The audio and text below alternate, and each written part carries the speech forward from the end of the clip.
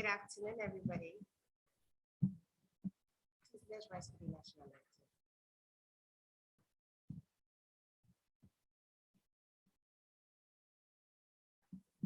anthem.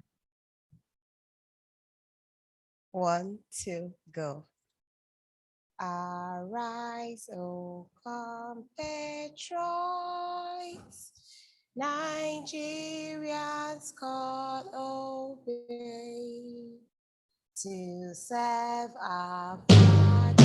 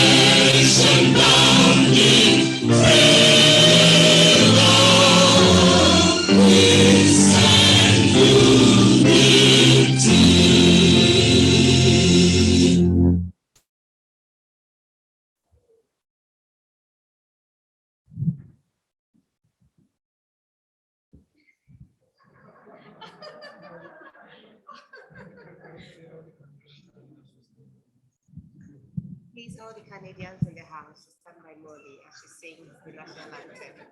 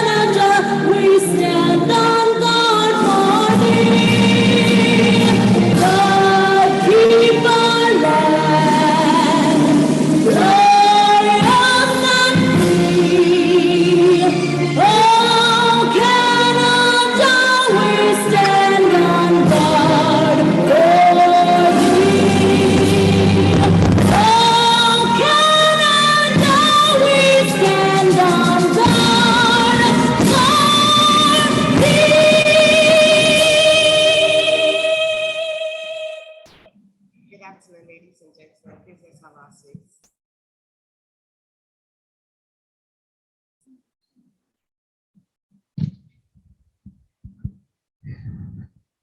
Okay.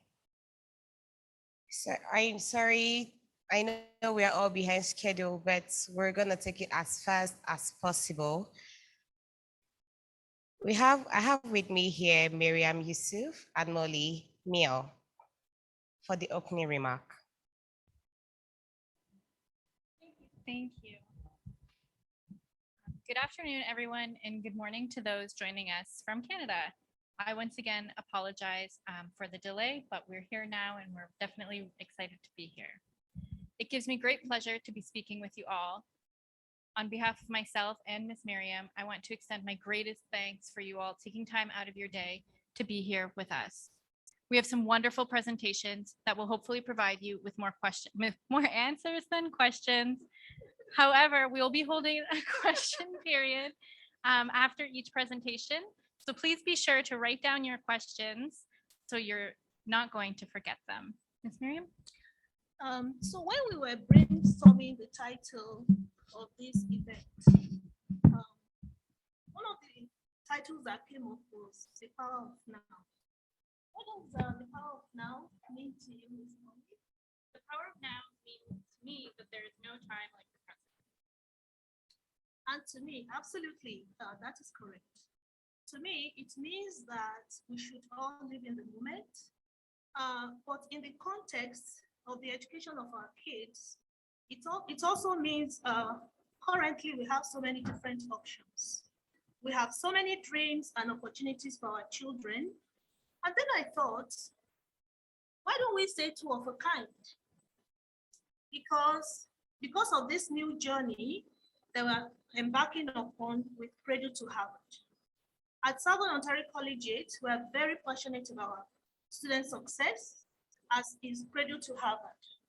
We offer inclusive education and provide students various opportunities to fit an ever-changing world. Both titles are very relevant today. The power of now and two of a kind. Interestingly, I'll share this because I think it's very relevant. When I was getting married to my husband almost 40 years ago, that was our wedding invitation actually had two of a kind. And 40 years later, almost, we're still here. So hopefully, our relationship with Cradle to Harvard, I mean, it's not hopefully, I believe strongly because ever since I've met Mr. Frank, I call him my brother because I see the passion that he has for the school, and that's exactly the way we feel. He's very passionate about the children, the students of his school. He calls them his children, and that's exactly the same way that we feel at Southern Ontario Collegiate. So thank you so much for this opportunity.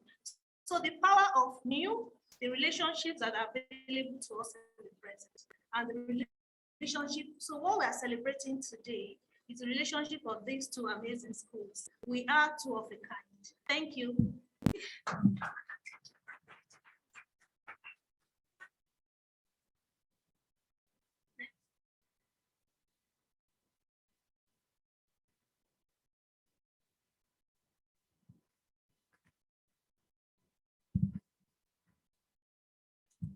And on to the next speaker, I call on the High Commission of Canada.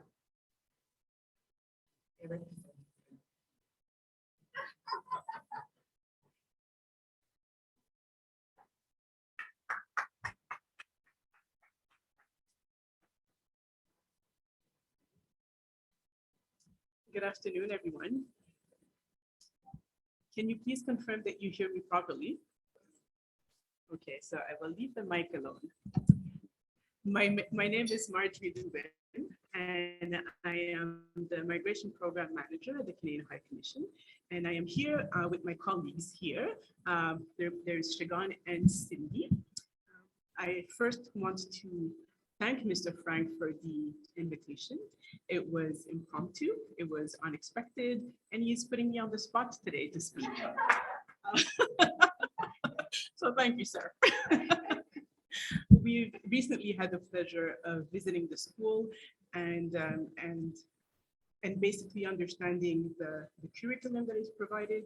And honestly, we are in awe of the quality of education and the passion that Mr. Frank has put into establishing the school and how invested he is with the students. So we truly commend you. The work that you're doing is very impressive. The reason that we're here today is because we believe Canada is a destination of choice for anyone seeking to pursue their post-secondary education. Canada has a lot of opportunities to offer, but we understand that in order to get there, there's different processes that are involved. While we are not in a position to promote one school over another and to provide any guidance in terms of which school is the best, because we believe that all of our schools will provide students quality education, be it at the technical level, be it at the BA, master's, or postdoctoral. So the opportunities are really truly endless, and that is from coast to coast. So from the Atlantic to the Pacific, there's a lot of opportunities that await anyone that is genuinely interested in pursuing their education in Canada. What we are able to provide you assistance with is to understand the visa application process. How does one go about applying for a study permit? What are the requirements, and what are some of the pitfalls that students may encounter? So in my brief remarks, I will simply outline the different steps and provide you with an insight for those who may be interested in pursuing their education in Canada, but other opportunities that Canada may have to offer post graduation, basically. The very first step for anyone interested in studying in Canada is to determine what the program of study is and to identify an institution. Once that is done, they get to they apply to the school, hopefully get accepted. And once they're accepted, then they have an acceptance letter, which will form the basis of their application for a study permit. So letter of acceptance in hand, the next step will be for individuals to create an account on our platform and basically provide us with supporting documents. And that is where some individuals may encounter a bit of difficulty. For the mass majority of the candidates that would be applying post-secondary, they're fairly young. So a lot of the information will come from their parents. So in terms of education, in terms of their identification, birth certificates, in terms of if the student will be accompanied by parents, we also need to validate the relationship or a guardianship relationship. So that's one of the key things that is often missing in the applications. What one has to understand is when studying as an international student, cost is a significant factor. And oftentimes, when applicants submit their application, there is a bit of a disconnect between what we know the cost to be and what is demonstrated in support of the application. So what we want is to sensitize anyone seeking to study in Canada to really do their research appropriately, figure out what the actual costing is, and submit that evidence to the visa officer. When the information is provided online, downstream, an officer will be looking at the information. And if the information that we know is required does not match with the submissions, the disconnect will very likely lead to a refusal. One of the questions that we often get is, how much does it cost? The cost depends. I'm not able today to provide you with a specific amount because then the costing will depend based on the institution itself, will depend based on the location and the program that is being sought. So all of that taken into account will inform what the total amount is. What I can tell you is that the demonstration that any potential candidate must make is that they must demonstrate that tuition will be covered, that transport from their country to Canada will be factored in, accommodation, and necessities. So just to give you an overview of the amount that we may be looking at is maybe 30,000. So that's an average for 1 year. So someone seeking a 3-year program and the average is 30,000, one has to be ready and willing to pay that kind of money. In support of the application, however, you must know that we only ask you to demonstrate ability for the first year. So a first-year student, in support of the application that will be provided to the migration team, they must demonstrate the first-year funding as available. And by available, I really want to be specific, because demonstrating the title of a property is not showing us liquidity that will be able to finance schooling. So that's very precise. I see that there's a question. I will happily take that after.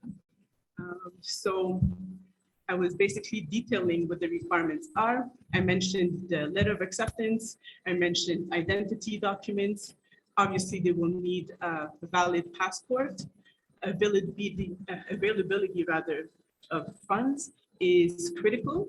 And one of the things that we've introduced in the last couple of years is online banking information through the MyBank platform.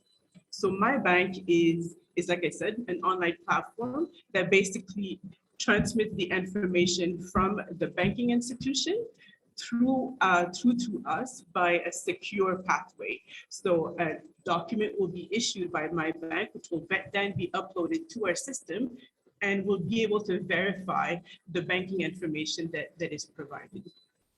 I mentioned MyBank specifically because we've introduced in Nigeria a pilot program, which we call Nigeria Student Express. And this specific pilot is intended to streamline the application process for individuals who demonstrate that they meet very specific requirements. These are outlined and we'll happily share the information with you through a leaflet after the presentation. So all the elements that I've listed before in terms of the requirements, we simply add a few to those to qualify for the pilot. So the additional requirements would be an IELTS test result. And the IELTS test result, we ask that the individuals demonstrate that they reach a bandwidth of 6 in all the benchmarks. So that is what we're looking for as far as the language testing requirement. To be clear, IELTS is not normally a requirement to apply for a study permit. However, anyone seeking to qualify for this pilot can decide that they will submit the IELTS to qualify to be part of the streamlined pilot. So it is not an absolute requirement. I don't want anyone to misquote me today as saying that IELTS is a requirement. It is not for the general application process, but anyone interested to qualify in the streamlining that the Nigeria Student Express provides, they must provide the IELTS test result. In addition to the MyBank and the demonstration of their finances, we also ask that the medical exam be provided upfront as opposed to waiting to be prompted by the department to submit it. So to be very, very clear, the difference between applying for a general study permit application and the pilot rests on providing the IELTS test result, the MyBank statement showing the funds. We normally ask that the bank statement provided be for a period of 12 months. So the 12 months of banking history is what is being basically what we're looking for you, the parents or the candidates, to provide as evidence that you have the financial ability to support your study project in Canada. I should probably mention that there's a fee to the application process. So you submit a processing fee as well as a biometric fee in support of the application. At some point, you will be prompted to have your biometric data collected. And that is done through our visa application center. We have one here in Abuja, and we also have one in Lagos. So this is something that will be prompted and that you will be asked to do after the application has been submitted. I must also mention that all applications are to be submitted online. We no longer accept paper applications, so everything is done in a streamlined fashion. We encourage you to apply to our application portal. It is a centralized location that you can access at any time. And it is also through this portal that we communicate with you. So we send you any notification or request will be via that specific application portal. And I think that the final thing that I want to leave you with is we believe that the information necessary to submit an application is provided on our website. It's comprehensive, the information is clear. So we want to make sure that you do not feel that you need to be assisted by anyone to submit the application. As long as you read the information, it is sufficiently comprehensive. And the reason that I stress this as a final point is because we've seen so many people get deceived by unscrupulous agents, and we don't want our students to be in that position. There are mechanisms, there are There are legitimate agents, so we don't want to come across as dismissing a specific industry. We are simply encouraging you to do your research and to be very mindful. And the reason that this is so important, if the information submitted on your behalf by an agent is found not to be authentic or genuine, the consequence is on the applicant themselves. It is not on the agent. And the consequence is very heavy in that there's a bar for 5 years. So be mindful, look at the information, do your research, consult our website. The information is quite comprehensive. If you absolutely must deal with an agent, make sure that this is an agent that is registered and that will not lead you astray and basically take your money.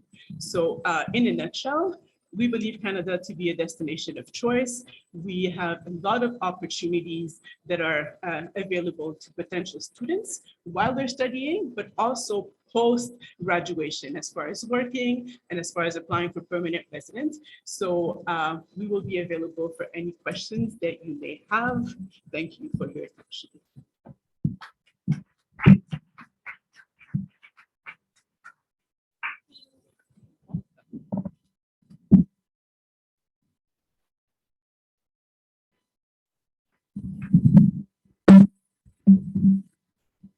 As a guest, I'm getting a lot of information already from what she just said.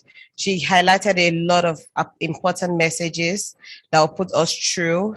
And the last point got me when she said, we should mind the agents we are using so that we wouldn't be led astray. I want to quickly apologize because one of the speakers is not on seat today. Her name is Sonia Hukil. She's the Trade Commissioner to the Canadian High Commission. She'll be here with us tomorrow, virtually. And on to the next speaker. He doesn't need any introduction because we all know him for his passion and dedication into the educational sector. He has done a lot and is the reason why he brought us all together here today to benefit from this occasion. So please put your hands together as I invite the next speaker, Mr. Frank Shaibu, for a remark.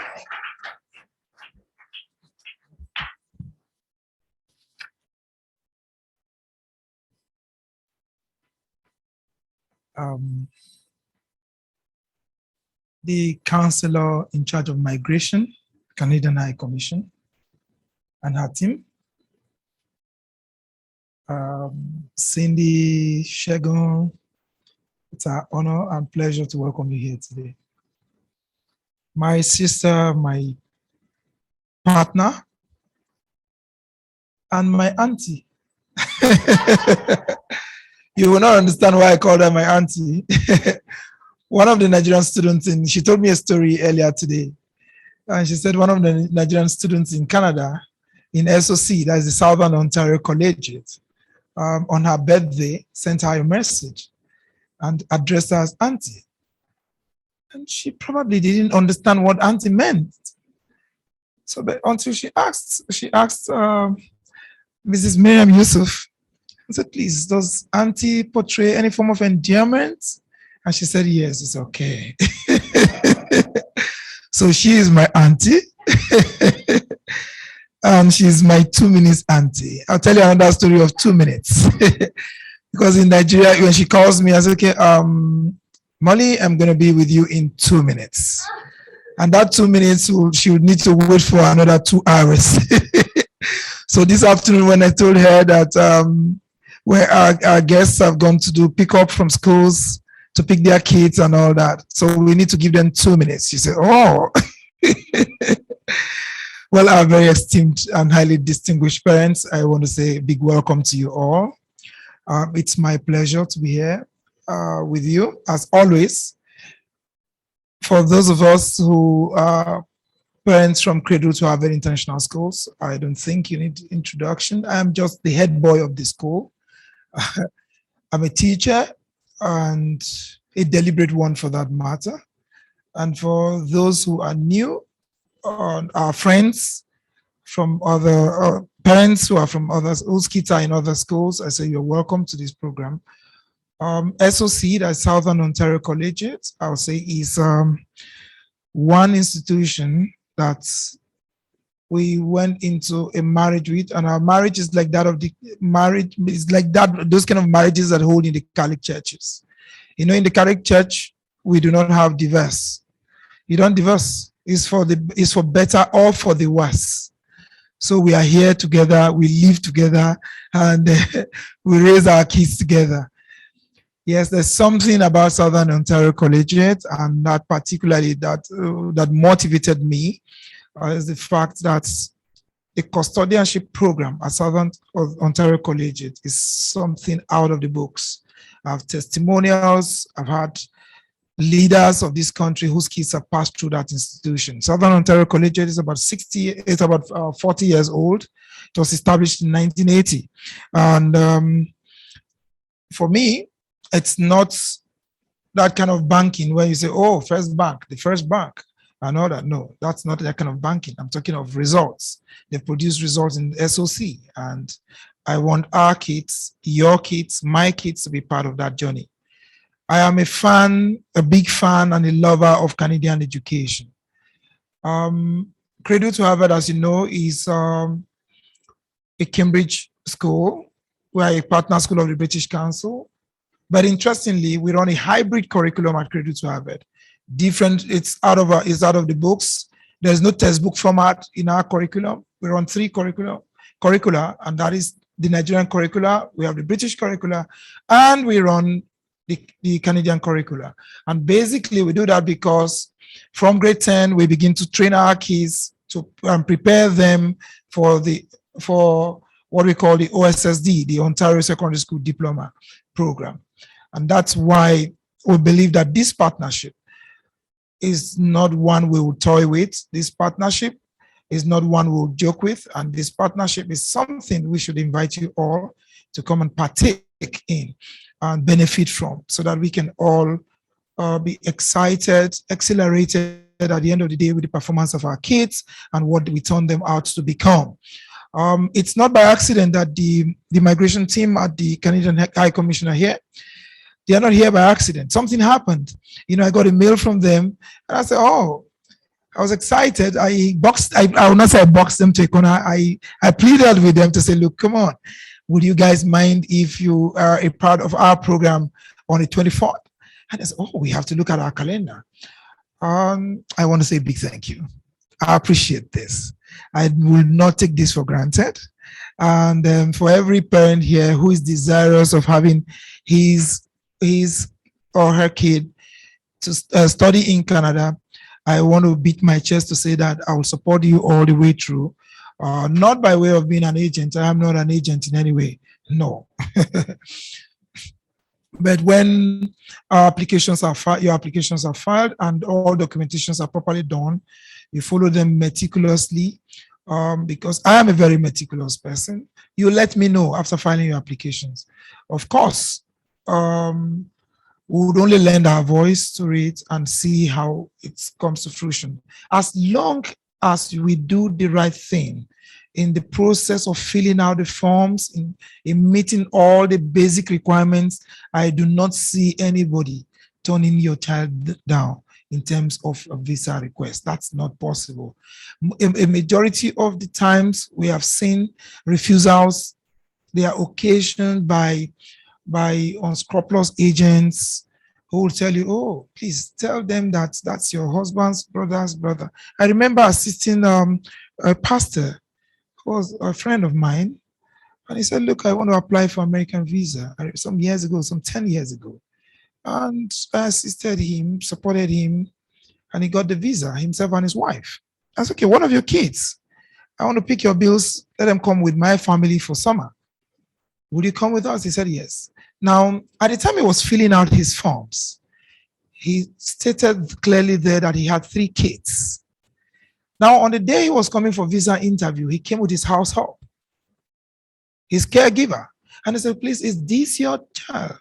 He said, yes. And the interviewer asked the girl, is this your father? And the girl looked at the man and looked at the interviewer, and she said nothing. And that was all. Now, they did not just deny his kid's visa, they canceled his visa with prejudice. Do you understand me? So a lot of things, a lot of times, as parents, we do not need to tell lies to get what we need to get for our children. We don't need to lie about it. The processes are simple, clear, and unambiguous. Especially when we raise children. I tell parents at Cradle to Harvard, for instance, my children in that school do not spend cash. We don't bring cash to school. We have vouchers, and we don't allow children to buy the vouchers. As a parent, if you want your child to pick up any item in the school, you have to purchase the vouchers for the children. You give them the vouchers, because I don't want to raise children who will want to pilfer. Because I remember growing up, I used to take money from my mother's bags. Yes, I steal the money. I used to. So when I established a school called Cradle to Harvard, I said, no, there were things I missed as a child. I have to correct them at this point. So no child spends cash in my school. You can't do it. You can't possibly do it. But you still find parents. In fact, 2 days ago, where's the school administrator? 2 days ago, I had a parent call me. And he said, please, Mr. Frank, I learned you personally confiscated the phones of two of my daughters. They brought them to class. And I said, yes, because first off, I'm an African man. Secondly, I am not the regular school proprietor who would allow phones in the school. He said, yes, but look, you see, technology has gone beyond the level where kids should be stopped. I said, not a problem. That's why I have smart boards in my classrooms. So, and I have virtual reality laboratories in the school. So if your child wants to explore, you should use the smart boards. We have fiber optics internet facility in the school. So he or she does not need to bring a phone to school. And he went on and on and on. I said, do you know the disadvantage of confiscating the child's phone for so long and all that? I said, please go ahead. And he said, look, technology, you can just install phone jammers. I said, since you are an expert, just install a phone jammer in the school. Donate one to us, we would accept gladly. But I will not do that. I need you as a father to tell your child that it is wrong to bring phones to school. I will not raise such generation of children. I have my daughters in my school. I have 3 daughters. 2 of them in grade 11, 1 of them in grade 9. My son came when I was done, and he came 4 years ago, when my last daughter was 9 years old. But interestingly, I raised my kids, every child in my school. We have over 789 kids at Cradle to Harvard International Schools. And by the grace of God, I know 85% of my children by their first names. So when I say I'm not that regular school proprietor, no, I am one of the kids. I love them, I work with them. And I want to nurture them, and I will not allow those who do not know and understand what it takes to raise these children the right way, to mother the dream I've nurtured from infancy. And that's why I enjoin you all to join us today. You're not being here just because some of us will say, look, I don't want my kids to study abroad. Oh, I know Mr. Gbenga, the son went to the US. He went to study chemistry. He had A1 in biochemistry, and later he became a junkie. Canada is home away from home.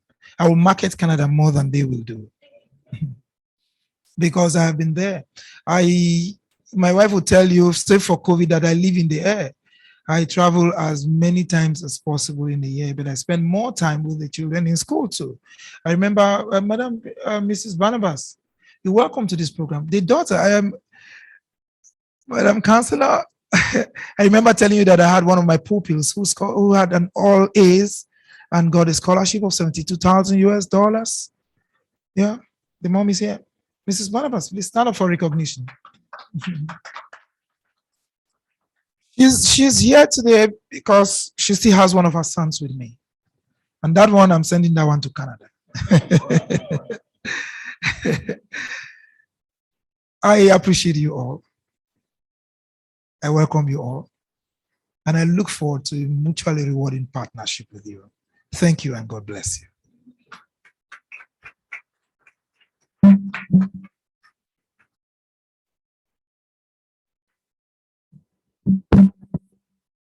Once again, that was the president of Credit Harvard International School. Thank you so much, sir, for that speech. Our next speaker is the principal of the Southern Ontario Collegiate. Collegiate. She's the principal of the Southern Ontario Collegiate. Her name is Miss Alison Curry. She's with us virtually.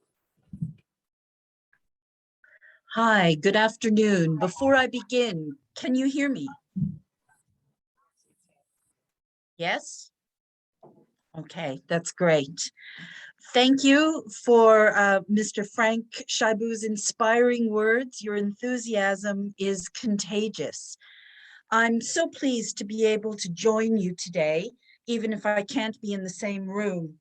Thank you to our guests from the High Commission and for all the other speakers who are sharing your expertise with us. It is a pleasure to be part of an event that highlights our partnership with Cradle to Harvard International School.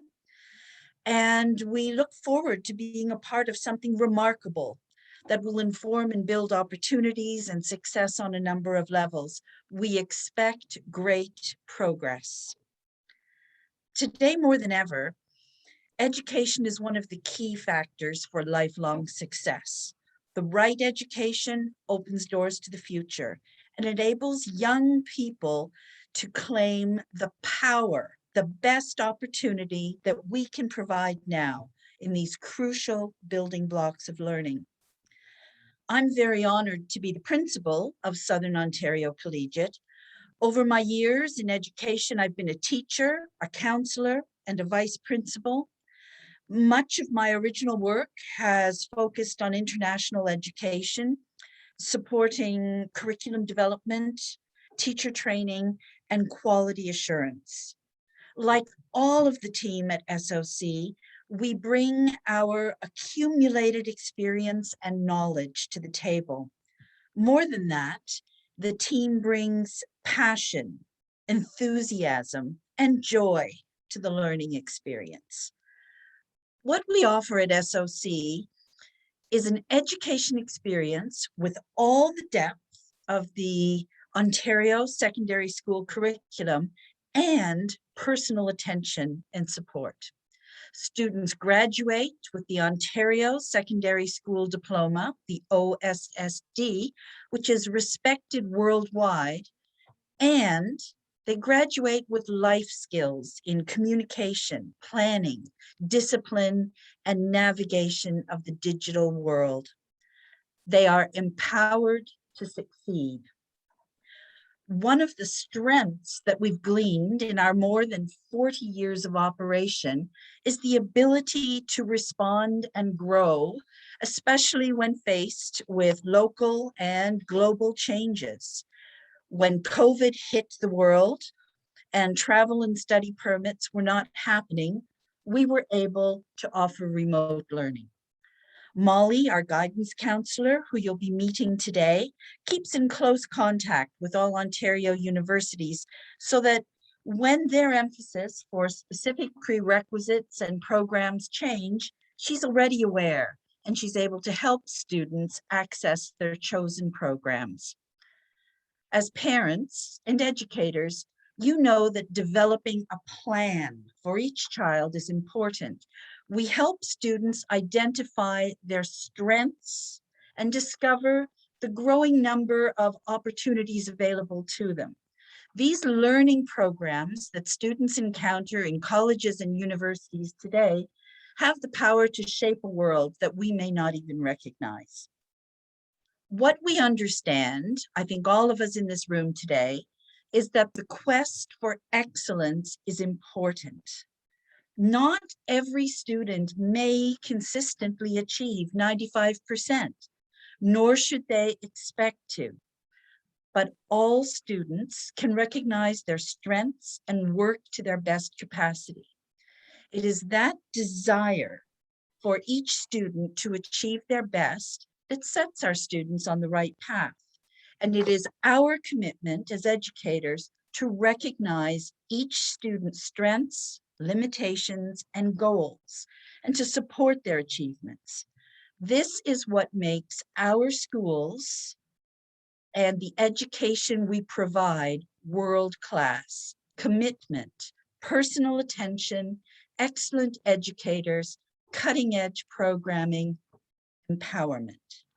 And I really do want to stress that education is joyful, but it can be challenging. These are not easy programs. We expect students to focus on excellence, to follow a robust and strong academic study plan. We expect them to reflect their family's commitment. Canada, the country I live in, and Southern Ontario Collegiate, the school I lead, represent some of the best aspects of education and personal development for the whole school. We are so pleased to partner with Cradle to Harvard International School, and we're committed to providing you, a group of committed parents, the best opportunities and the best partnerships. We look forward to working with you all, answering your questions and learning from each other. I'll certainly be joining you throughout the day, and I'm looking forward to hearing what all the school leaders have to say. Mahatma Gandhi said, "Learn as if you were to live forever." And I think those are very wise words in this day and age. Thanks to all of you, all of the specialists who are there, all of the guests and parents who are there. I look forward to meeting you sometime soon. And now I will turn the meeting back to you.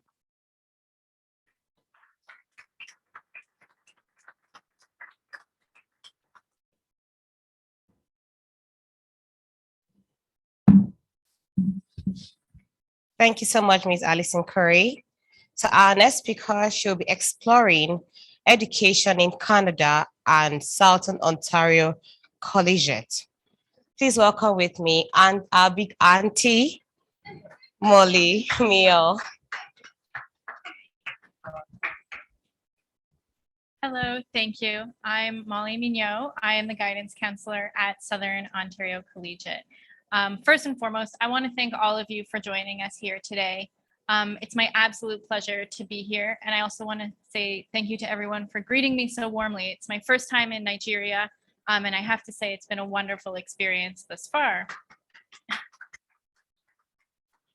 Today, I'm going to be speaking to you very broadly about education in Canada, the Ontario Secondary School Diploma, university applications, remote learning, and online learning.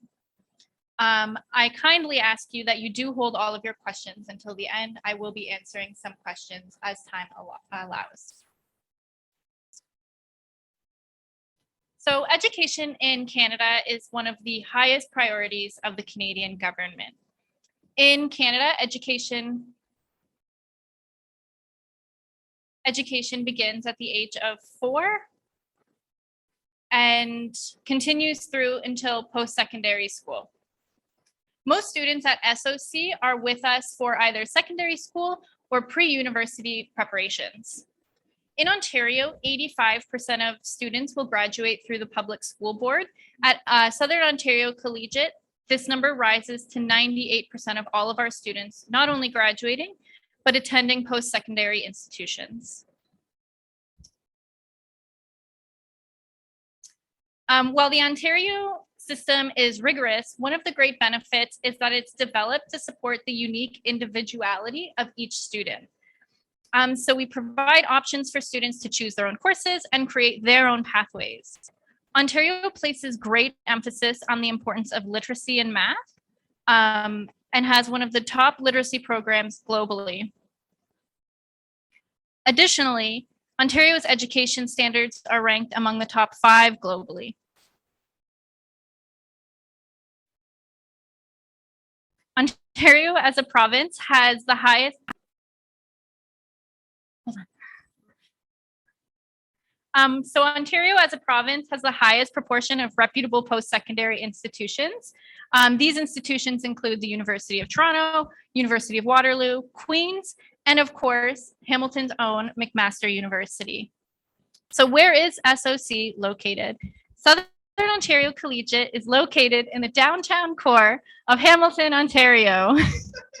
It's about 60 kilometers west of Toronto and 60 kilometers east of Niagara Falls. It's home to about 600,000 people and has a booming economy.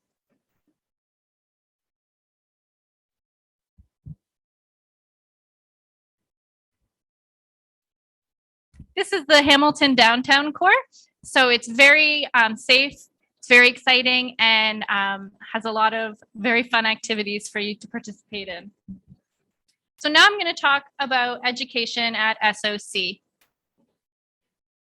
All students who attend Southern Ontario Collegiate are held to and receive the same quality of education that any domestic student would. SOC works tirelessly to prepare students for life after SOC. So we offer educational programming for grades 9 through 12, and we hold a strong emphasis on both literacy and math. We do specialize in university preparations, but of course, like I just mentioned, we do offer courses for grades 9 through 12.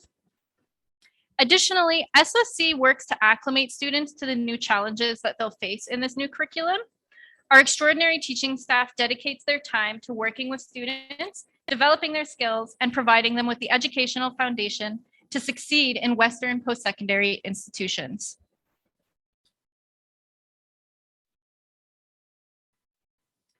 As I mentioned previously, 98% of SOC students graduate and will attend post-secondary institutions. Upon graduating high school, students receive an Ontario Secondary School Diploma. This is an internationally recognized diploma that opens doors for post-secondary institutions, not only in Canada, but globally. The OSSD is recognized by all provinces and territories in Canada. So this means that students who graduate in Ontario are able to apply to universities in both Canada and globally, without having to participate in bridging or qualifying programs. The OSSD is not only one of the best high school education programs in Canada, but globally it is considered to offer a prime quality of education. So since March of 2020, education and life generally has been really impacted by the ongoing COVID-19 pandemic. At SOC, we have implemented remote learning as a way for students to begin their studies while awaiting study permits and visa processing. Remote learning is done synchronously, which means that lessons take place while they are happening in Canada. We utilize technologies like Microsoft Teams and the online learning platform Canvas to allow students to participate in real time, albeit virtually. Once students obtain their required permits and visas, they then can travel to Canada, having not missed or falling behind in any of their classes due to the online learning platforms. This has benefited many, many students throughout the pandemic and allowed for the continuation of studying. So now I'll talk about university applications. The application in Ontario is a very simple process. It's very straightforward and very easy to use. We use a system called the Ontario University Application Center, or as I call it, OUAC. It facilitates between Ontario universities, allowing for a streamlined application process. Students who attend Southern Ontario Collegiate are able to apply as undergraduate 101 applicants. This means that students will compete with fellow domestic Ontario students, as opposed to having to compete with international students globally. It's a really great benefit. Now I'm going to talk about collaborative programs. So these are new. And unlike the United States, where college is used to refer to a community school, college in Canada was developed to provide technical training and diplomas that respond to shifting labor trends and the needs of the economy. In recent years, colleges and universities have joined forces to develop collaborative programs. These programs allow you to complete 2 years of study at a college and then your final 2 years at your home university.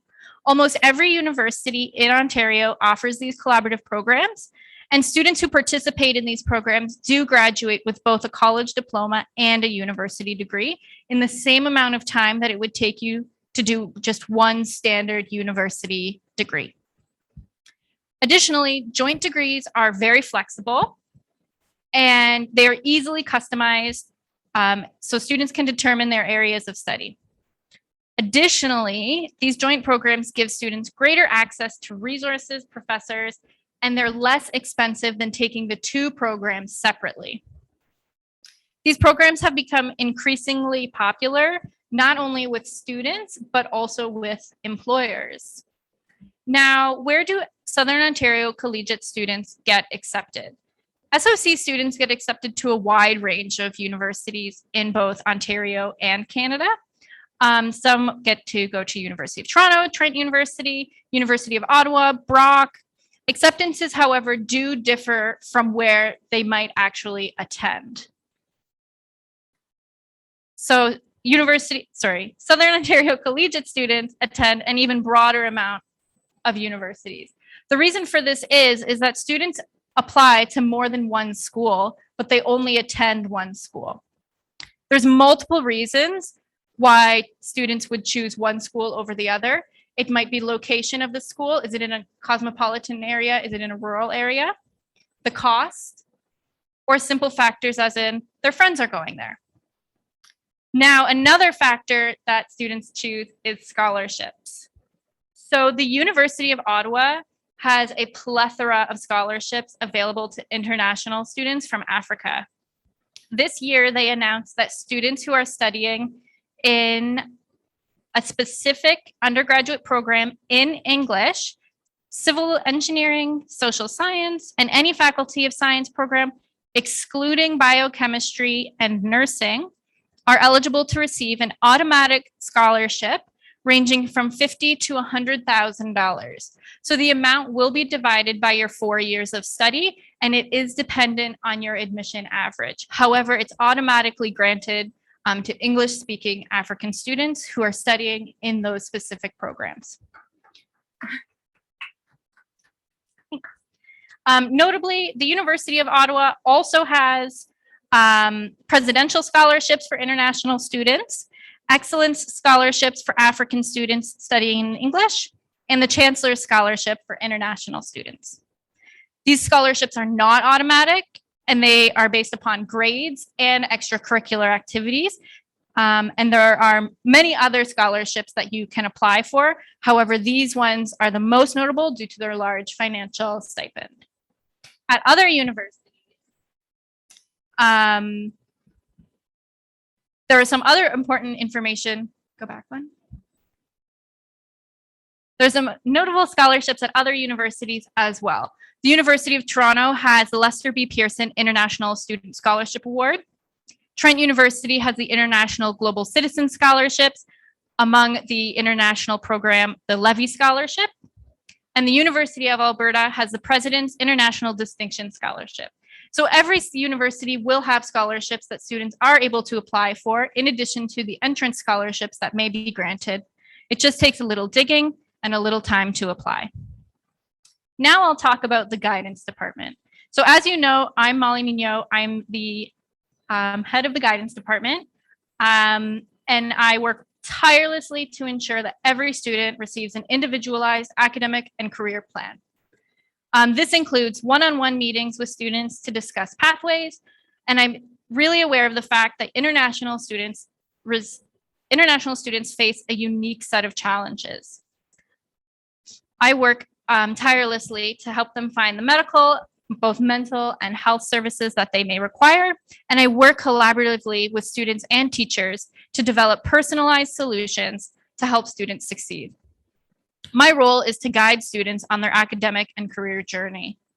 I support students during the application process, and as mentioned, 98% of our students will attend a university or college. I work as an advocate for students between teachers and universities. I liaison between the students and the institution. I strive to help students gain early admission and ensure all supplementary documents are provided. Additionally, I provide educational services, which include writing workshops to introduce students to academic writing and language, as well as research seminars, which focus on academic integrity. I do individualized planning, as mentioned. This includes developing plans and course selection, post-secondary program research, and discussion with students on their interests. I work to identify students' interests and goals and help to provide short and long-term planning. I also provide compassionate services. So I strive to accommodate them during their times of need. I assist students in finding health services, and I work collaboratively with the teachers to develop personalized solutions for students in need.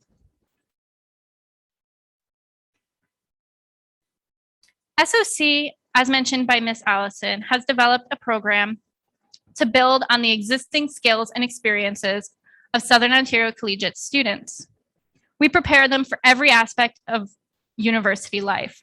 This includes and is not limited to communication skills, writing, academic integrity and research skills, as well as personal safety. Additionally, Southern Ontario Collegiate offers practical and personal skills for life, which includes working with the City of Hamilton Community Police to ensure personal safety while living in a new country and a new city. Awareness of and protection from potential fraud and scam is another important element. We work with local and national businesses like banks and chambers of commerce to provide students with the best advice and practices in their daily lives. We also work closely with the City of Hamilton Public Health, Ontario Ministries of Education and Health. This includes providing students with up-to-date information on COVID-19 protocols, immunization, and nutrition advice.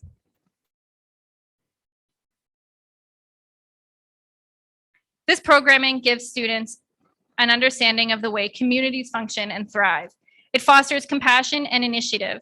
Equally important for this work, provides valuable experiences as students apply to universities, scholarships, and workplace positions.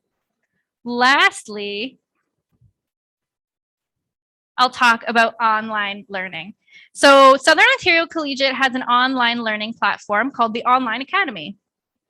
It's geared towards helping distant learners earn credits towards their Ontario Secondary School diploma.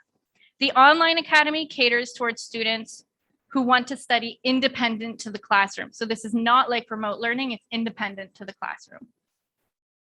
Students can work at their own pace and on their own time. Students earn credits that are supervised by accredited Canadian instructors. For students whose first language is not English, we also offer ESL. The Online Academy is easily accessible. Students can access these courses virtually from anywhere so long they have a secure internet connection. Unlike remote learning, like I said, the courses are not synchronous and you do this learning on your own. You do the work when you feel like it.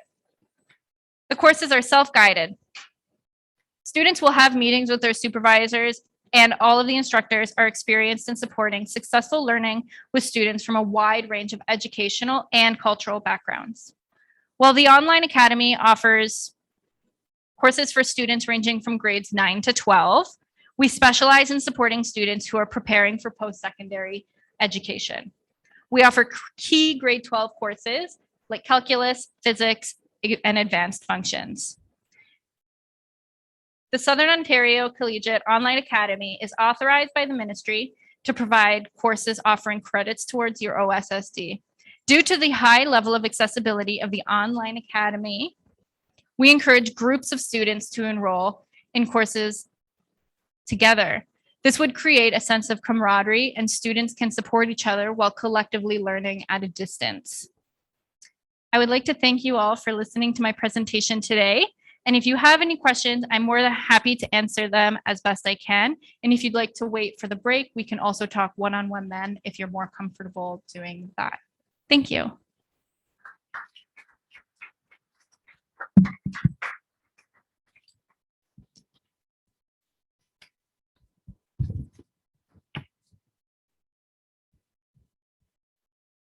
Any questions?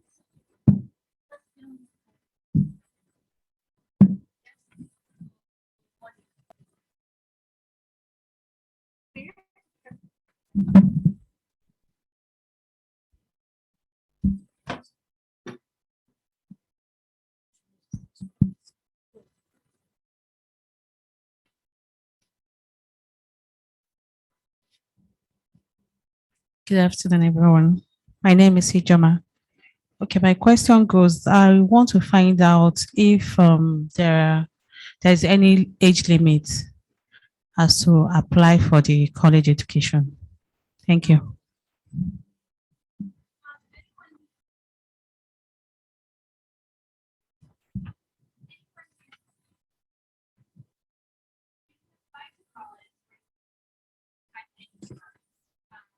There's never an age where you're too old to apply.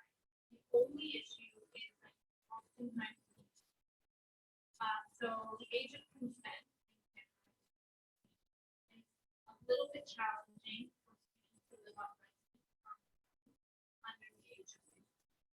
So it's not that they're not prepared academically, they're younger than that. The issue is that they're not. Universities don't want to take that line. There are cases where the university does get permission. There, however, it can be a little bit challenging. So I typically would always recommend students to be above the age of 16. But if you're 30 years old, or upgrade your course,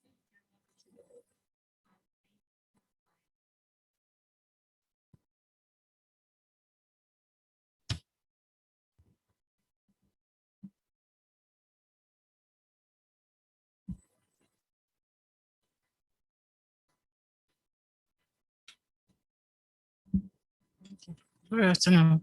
My name is Vera.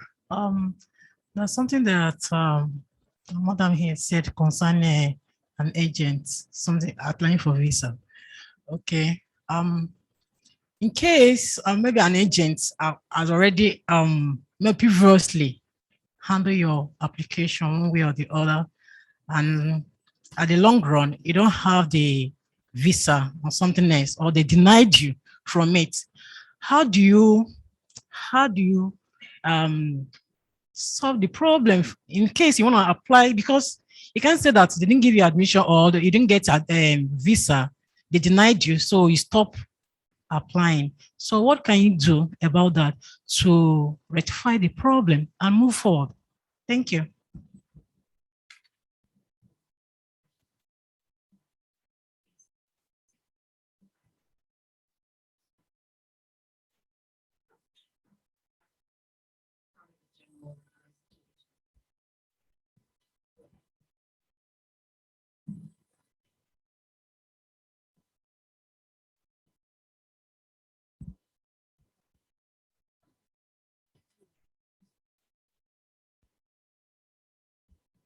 Thank you. Good afternoon. Please, my question is this. You talked about, as the first speaker, you talked about where the students have to be accompanied by parents. I don't know how that works. And then are there, apart from the president's scholarship, is it 100% scholarship? How can students apply for that? Thank you.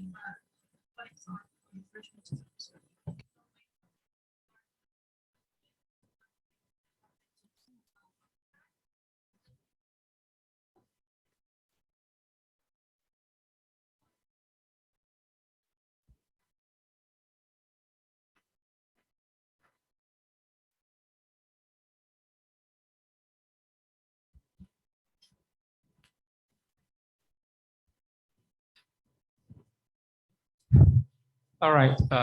Good afternoon, everyone. My name is Adugba Benjamin.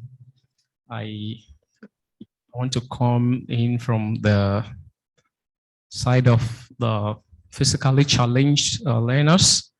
I don't know if there is a special consideration for the physically challenged learners whom might want to apply, maybe in the aspect of the tuition as well as the scholarship, if there is any special arrangement for any of such learner. Thank you.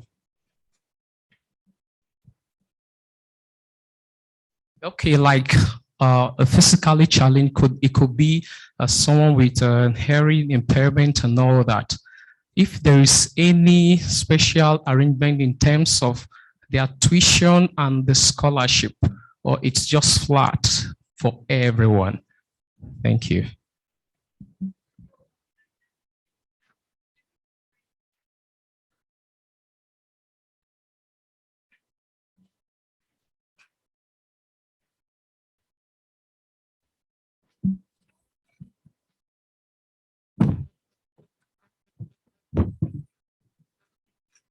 So when you're given a scholarship, the one scholarship that I mentioned, the University of Ottawa Speaking African Scholarship, that one is dependent on which program you're in. So the amount of money received is less or more depending on what you're in.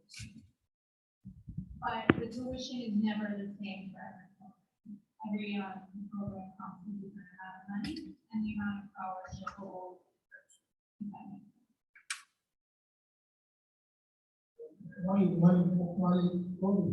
What is this business term is saying for kids with special needs. Special needs. So what do you have opportunities? I'll take that. Even if you get a scholarship or any school, you still have to convince the immigration officer you don't need to resort to public funds. We all have disabilities, whether visible or not. Therefore, for you to want to study abroad, I think there's a financial responsibility. And it's not for any reason other than, for instance, let's say, because most of the scholarships are merit-based. So let's say for that, you have to maintain that average. So let's say, for instance, if you don't maintain that scholarship for the second year, if you lose the scholarship, then your parents will have to show that you can actually afford to. You have to convince the visa officer that your parents or whoever is your sponsor can afford to take care of your responsibilities while you're in Canada. I hope that makes sense. But I think I would like the counselor in charge of migration to see if she can lend a voice to that. Let the High Commission speak. They should have something for special needs.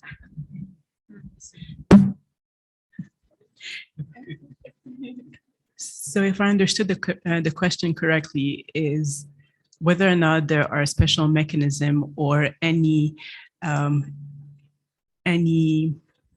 deductions for individuals who suffer from disabilities.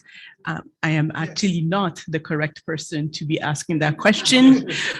for the simple reason that we're not the ones responsible for tuition or for admission to the school. We strictly manage the application process for the study permit and the visa. So that's definitely beyond my purview. So as much as I would like to contribute, I can't. Okay, not to worry. I think Sonia Hokiel, who is the Trade Commissioner in charge of education, trade and education, will be on with us tomorrow, and definitely we'll channel that question to her. You know. Okay.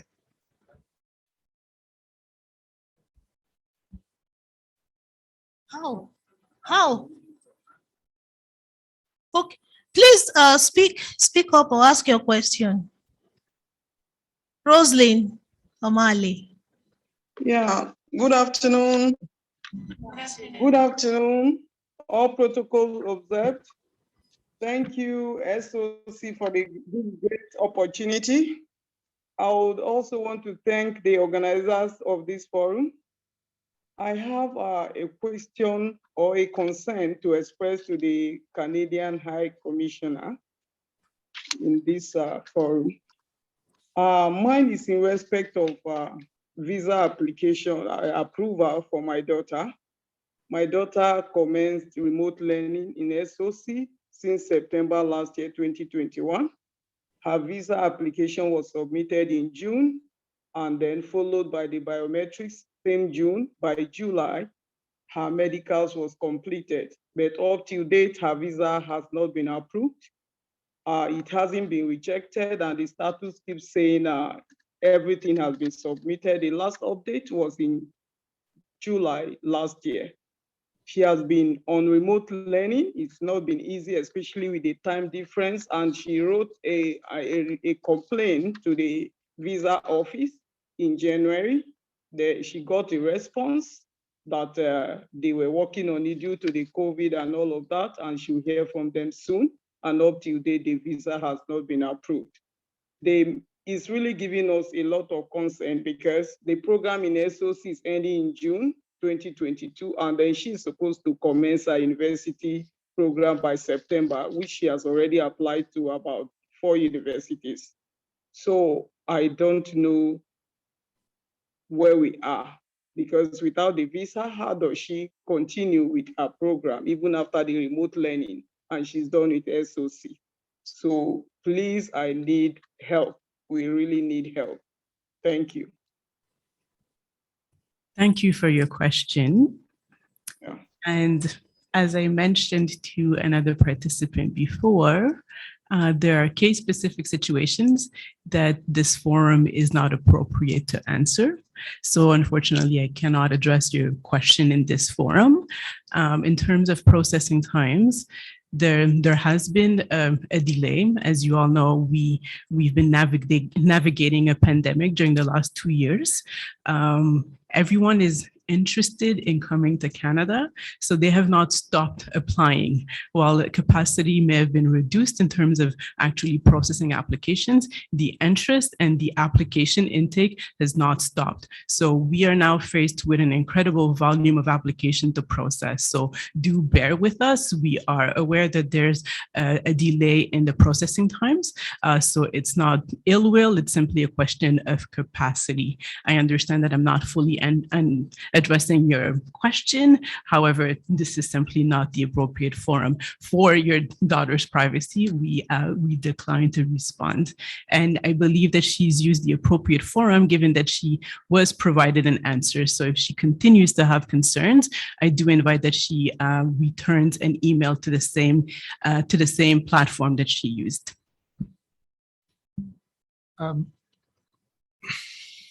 Roslyn Omale, did you get that? If you're still with us. But before I drop the mic, I would want to still push another question to the counselor in charge of migration at the Canadian High Commission. Because the Nigerian Students Express program that you run, I don't know if it assists in abridging the time or fast tracks application processes for Nigerian students. Because that will be That is a beautifully planted question. Thank you. So Nigeria Student Express does contribute to a shorter processing time, and that is part of the reason that we started this initiative. Provided that the application is complete with all the requirements that are identified, and we will certainly leave a leaflet here for people interested in the program to know specifically what their requirements are. Assuming that all the requirements are met at the time of application, the commitment of the department is to process the application within 30 days. So again, that is predicated on everything being complete upon the application being submitted. If there's anything that is missing, the normal processing flow will apply. But if everything is submitted on time, that is the acceptance letter, the proof of fund that is required, the medical exam is done, the IELTS test result is also submitted, a complete package with all of the correct requirements will yield a quicker processing time. Thank you. So my question is, the Nigerian Student Express, is it open to only post-secondary students, or is it open to students like Southern Ontario Collegiate and Credit to Harvard?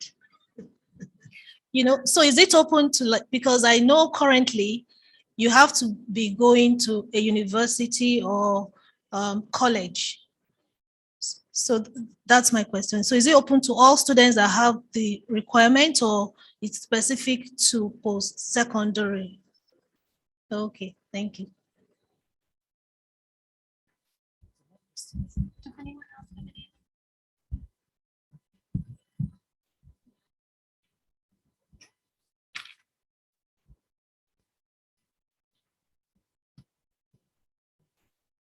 Thank you. Okay, my question is just one is concerning the medicals, the processing fee, and the biometrics. The question is, are you supposed to have all these things done before application, or you apply, then you start with this process?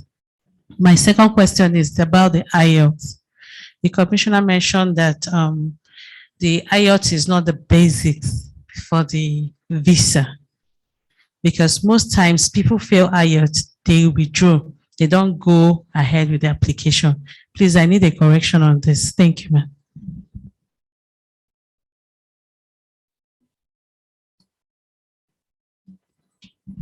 ma'am. My friend Majori, who is the counselor in charge of migration, today has been elevated to the office of the High Commissioner. And I'm sure that I'm excited because I'm going to have champagne after this meeting. Shagun, I hope you guys came prepared. Did Cindy come with some champagne? Anyway, Majori is the counselor in charge of migration at the Canadian High Commission. Interestingly, hello, Mama, are you here? Okay. Interestingly, application processes, as it relates to the best of my knowledge, as it relates to medicals, is a matter of choice. Either you do before or after filing, and they require that you submit your medical report. You can go to their designated hospitals. They have specific hospitals approved by the High Commission where you can run such tests and you submit. Now for IELTS, for instance, well, Mrs. Yusuf is here. For IELTS, for instance, there are some schools, some universities and colleges in Canada that do not require that. So it's now a matter of choice of school. I think, Yeah. that's what I wanted to say. Okay. So, Okay.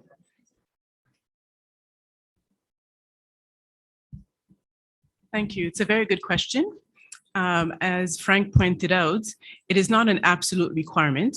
And during my session, I mentioned that it is not a requirement for a study permit application. However, for the purposes of the pilot, if someone wants to qualify for the pilot, then it is a requirement. So if the person, thank you, if the person does not want to,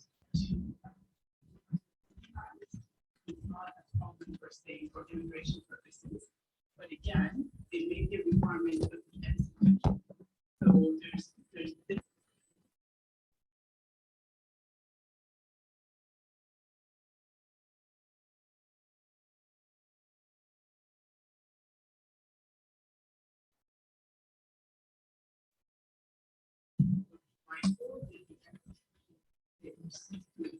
May also be part of the general field. As far as the medical exam, it is a requirement for all study permit applications. The distinction that I want to make is for the pilot NSC, we do ask that the medicals be done upfront. So as a general rule, you can wait until you are asked to provide it. But earlier I mentioned that the qualifying factor to be part of the pilot is that we need a complete package, and the complete package would require IELTS as well as the medical upfront. Does that answer your question?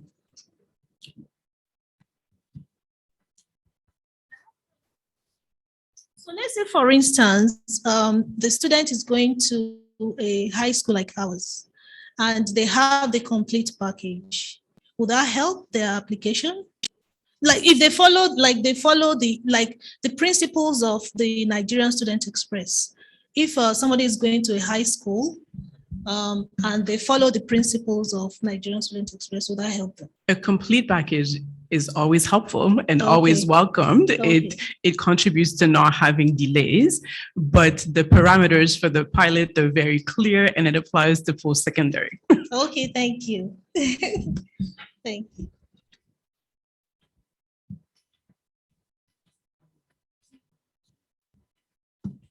Any more questions, please? Okay.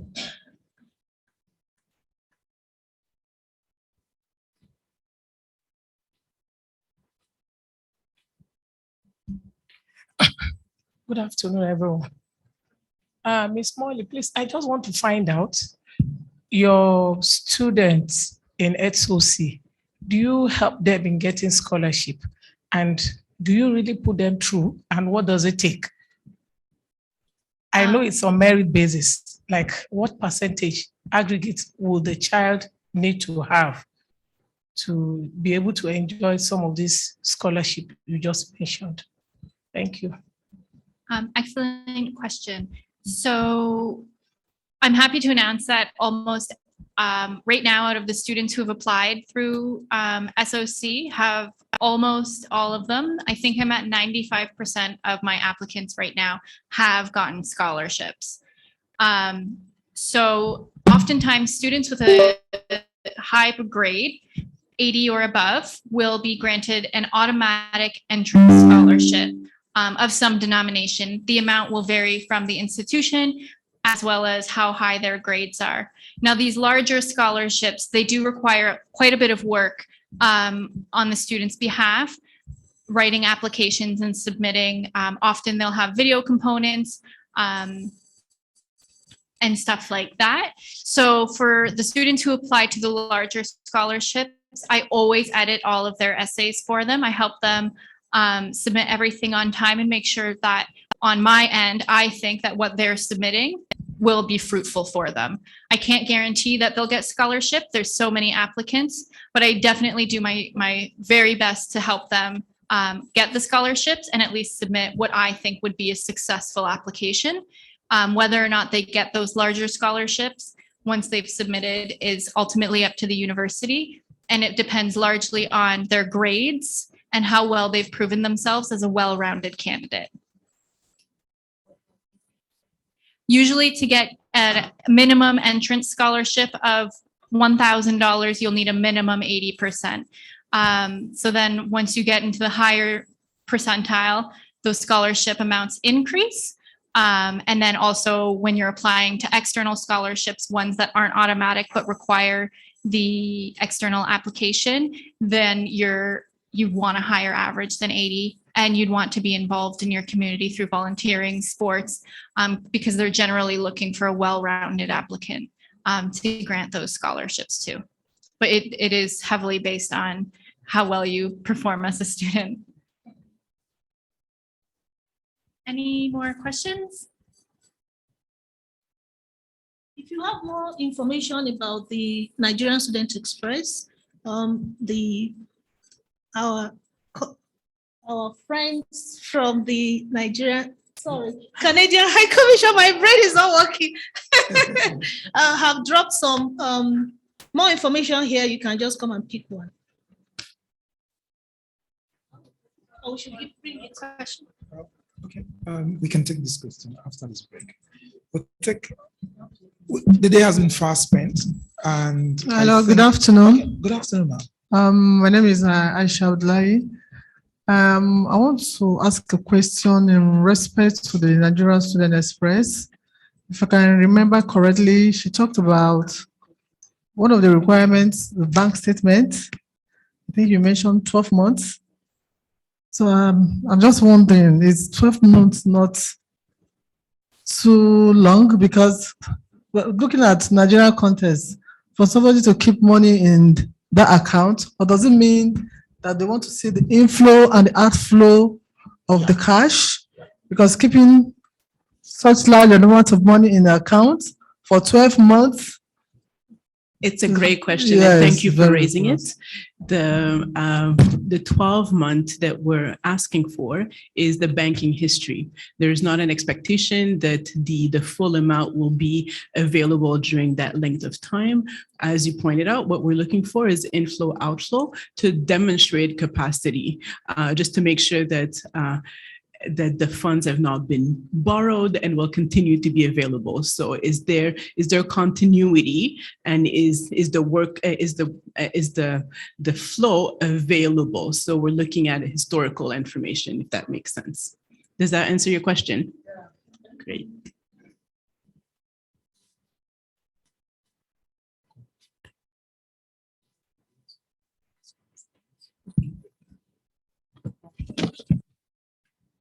The day is fast spent, so we're gonna take a break now for like 20 minutes. Then we'll come back and welcome more questions from everybody. So please, there is snacks outside, so you can just step out and grab something to eat.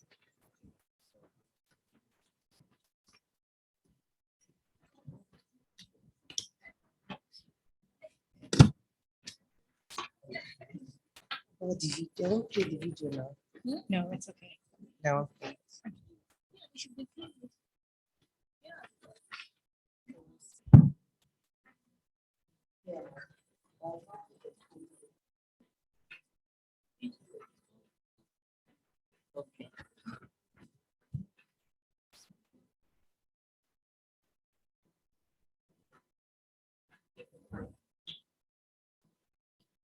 Just bring the Nigerian.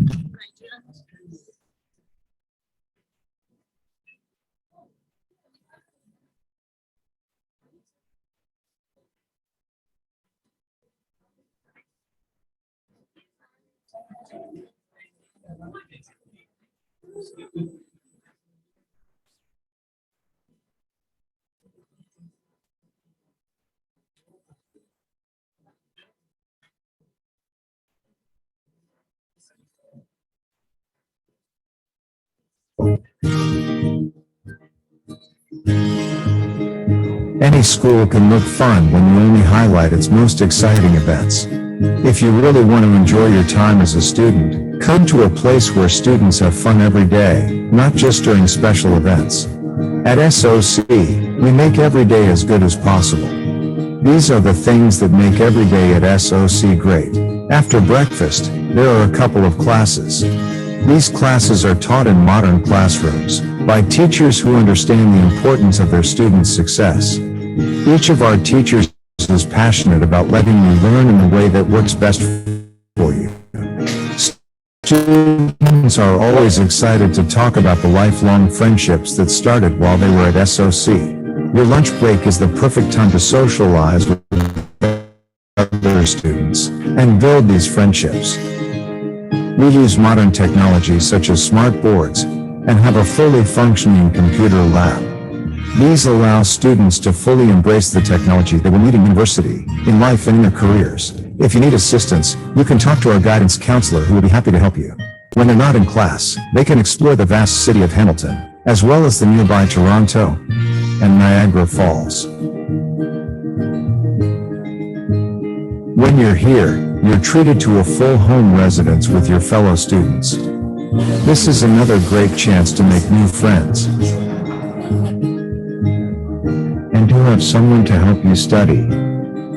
Any school can make a few days special, but at SOC, every day is special.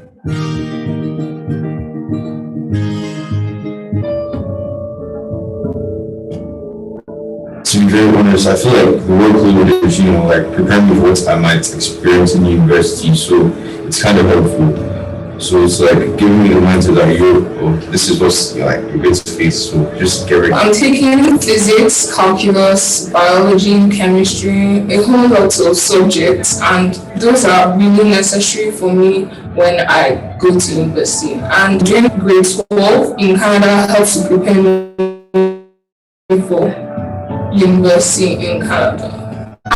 After my study at SOC, I intend to go study chemical engineering, and I believe SOC has helped me adjust to the Canadian curriculum for my field of study, because coming from Nigeria, I don't know how the Canadian curriculum works for my study. I haven't come to SOC, and I've had struggles when I entered university. So let me help for my university application. She gives good advice on the university to apply to, and it just helps in making decisions easier.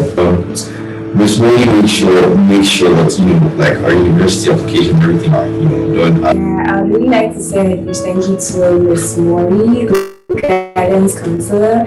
She's been of great help personally in school. Like I really appreciate her. She's like Miss Molly, Miss Catherine, Miss Katie, Miss Gardner, Miss After I finish SOC, my top university choice is the University of British Columbia, where I plan on studying biomedical engineering so that I can become a doctor later. I really encourage more students to come to SOC though. It's a really nice school for international students. It's going to help you get on your feet, and it's a great experience overall.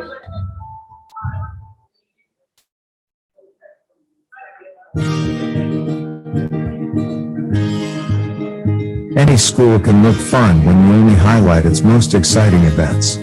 If you really want to enjoy your time as a student, come to a place where students have fun every day, not just during special events. At SOC, we make every day as good as possible. These are the things that make every day at SOC great. After breakfast, there are a couple of classes. These classes are taught in modern classrooms by teachers who understand the importance of their students' success. Each of our teachers is passionate about letting you learn in the way that works best for you. Students are always excited to talk about the lifelong friendships that started while they were at SOC. Your lunch break is the perfect time to socialize with other students and build these friendships. We use modern technologies such as smart boards and have a fully functioning computer lab. These allow students to fully embrace the technology they will need in university, in life, and in their careers. If you need assistance, you can talk to our guidance counselor who will be happy to help you. When they're not in class, they can explore the vast city of Hamilton, as well as the nearby Toronto and Niagara Falls. When you're here, you're treated to a full home residence with your fellow students. This is another great chance to make new friends and to have someone to help you study. Any school can make a few days special, but at SOC, every day is special. Any school can look fun when you only highlight its most exciting events. If you really want to enjoy your time as a student, come to a place where students have fun every day, not just during special events. At SOC, we make every day as good as possible. These are the things that make every day at SOC great. After breakfast, there are a couple of classes. These classes are taught in modern classrooms by teachers who understand the importance of their students' success. Each of our teachers is passionate about letting you learn in the way that works best for you. Students are always excited to talk about the lifelong friendships that started while they were at SOC. Your lunch break is the perfect time to socialize with other students and build these friendships. We use modern technologies such as smart boards and have a fully functioning computer lab. These allow students to fully embrace the technology they will need in university, in life, and in their careers. If you need assistance, you can talk to our guidance counselor who will be happy to help you. When they're not in class, they can explore the vast city of Hamilton, as well as the nearby Toronto and Niagara Falls. When you're here, you're treated to a full home residence with your fellow students. This is another great chance to make new friends and to have someone to help you study. Any school can make a few days special, but at SOC, every day is special. Any school can look fun when you only highlight its most exciting events. If you really want to enjoy your time as a student, come to a place where students have fun every day, not just during special events. At SOC, we make every day as good as possible. These are the things that make every day at SOC great. After breakfast, there are a couple of classes. These classes are taught in modern classrooms by teachers who understand the importance of their students' success. Each of our teachers is passionate about letting you learn in the way that works best for you. Students are always excited to talk about the lifelong friendships that started while they were at SOC. Your lunch break is the perfect time to socialize with other students and build these friendships. We use modern technologies such as smart boards and have a fully functioning computer lab. These allow students to fully embrace the technology they will need in university, in life, and in their careers. If you need assistance, you can talk to our guidance counselor who will be happy to help you. When they're not in class, they can explore the vast city of Hamilton, as well as the nearby Toronto and Niagara Falls. When you're here, you're treated to a full home residence with your fellow students. This is another great chance to make new friends and to have someone to help you study. Any school can make a few days special, but at SOC, every day is special. Any school can look fun when you only highlight its most exciting events. If you really want to enjoy your time as a student, come to a place where students have fun every day, not just during special events. At SOC, we make every day as good as possible. These are the things that make every day at SOC great. After breakfast, there are a couple of classes. These classes are taught in modern classrooms by teachers who understand the importance of their students' success. Each of our teachers is passionate about letting you learn in the way that works best for you. Students are always excited to talk about the lifelong friendships that started while they were at SOC.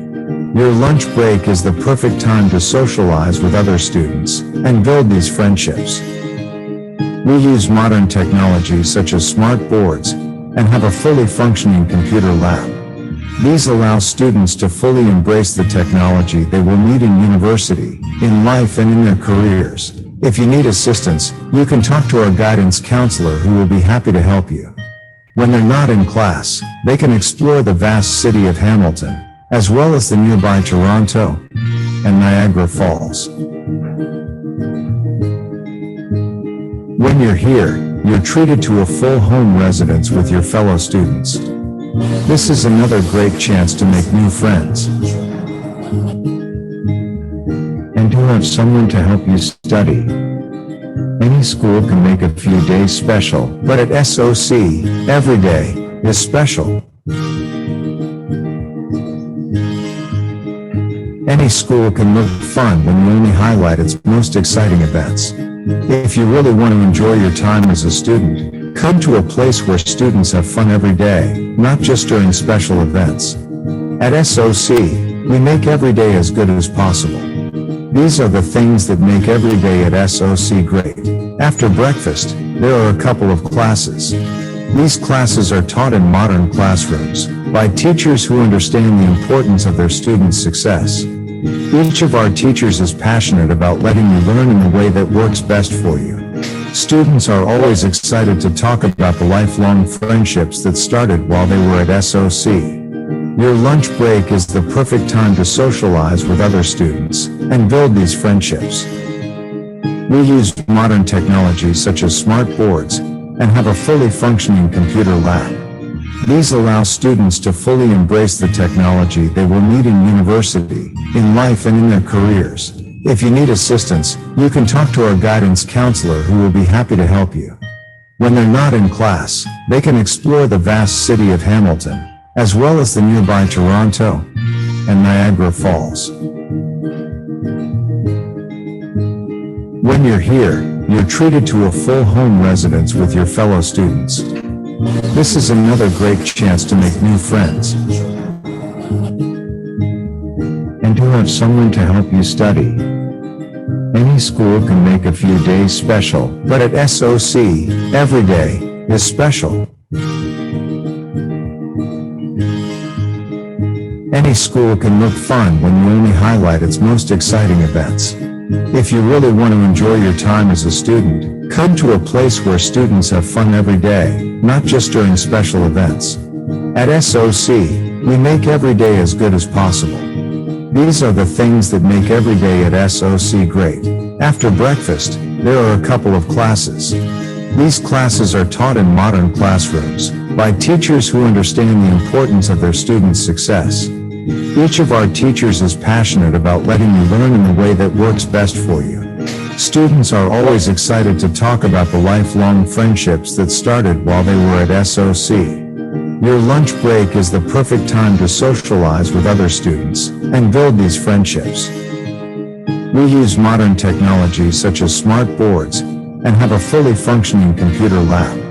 These allow students to fully embrace the technology they will need in university, in life, and in their careers. If you need assistance, you can talk to our guidance counselor who will be happy to help you. When they're not in class, they can explore the vast city of Hamilton, as well as the nearby Toronto and Niagara Falls. When you're here, you're treated to a full home residence with your fellow students. This is another great chance to make new friends and to have someone to help you study. Any school can make a few days special, but at SOC, every day is special. Any school can look fun when you only highlight its most exciting events. If you really want to enjoy your time as a student, come to a place where students have fun every day, not just during special events. At SOC, we make every day as good as possible. These are the things that make every day at SOC great. After breakfast, there are a couple of classes. These classes are taught in modern classrooms by teachers who understand the importance of their students' success. Each of our teachers is passionate about letting you learn in the way that works best for you. Students are always excited to talk about the lifelong friendships that started while they were at SOC. Your lunch break is the perfect time to socialize with other students and build these friendships. We use modern technology such as smart boards and have a fully functioning computer lab. These allow students to fully embrace the technology they will need in university, in life, and in their careers. If you need assistance, you can talk to our guidance counselor who will be happy to help you. When they're not in class, they can explore the vast city of Hamilton, as well as the nearby Toronto and Niagara Falls. When you're here, you're treated to a full home residence with your fellow students. This is another great chance to make new friends and to have someone to help you study. Any school can make a few days special, but at SOC, every day is special. Any school can look fun when you only highlight its most exciting events. If you really want to enjoy your time as a student, come to a place where students have fun every day, not just during special events. At SOC, we make every day as good as possible. These are the things that make every day at SOC great. After breakfast, there are a couple of classes. These classes are taught in modern classrooms by teachers who understand the importance of their students' success. Each of our teachers is passionate about letting you learn in the way that works best for you. Students are always excited to talk about the lifelong friendships that started while they were at SOC. Your lunch break is the perfect time to socialize with other students and build these friendships. We use modern technologies such as smart boards and have a fully functioning computer lab. These allow students to fully embrace the technology they will need in university, in life, and in their careers. If you need assistance, you can talk to our guidance counselor who will be happy to help you. When they're not in class, they can explore the vast city of Hamilton, as well as the nearby Toronto and Niagara Falls. When you're here, you're treated to a full home residence with your fellow students.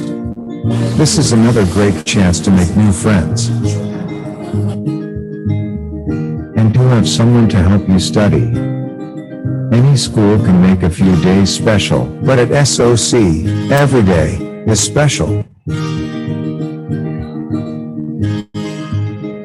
Any school can look fun when you only highlight its most exciting events.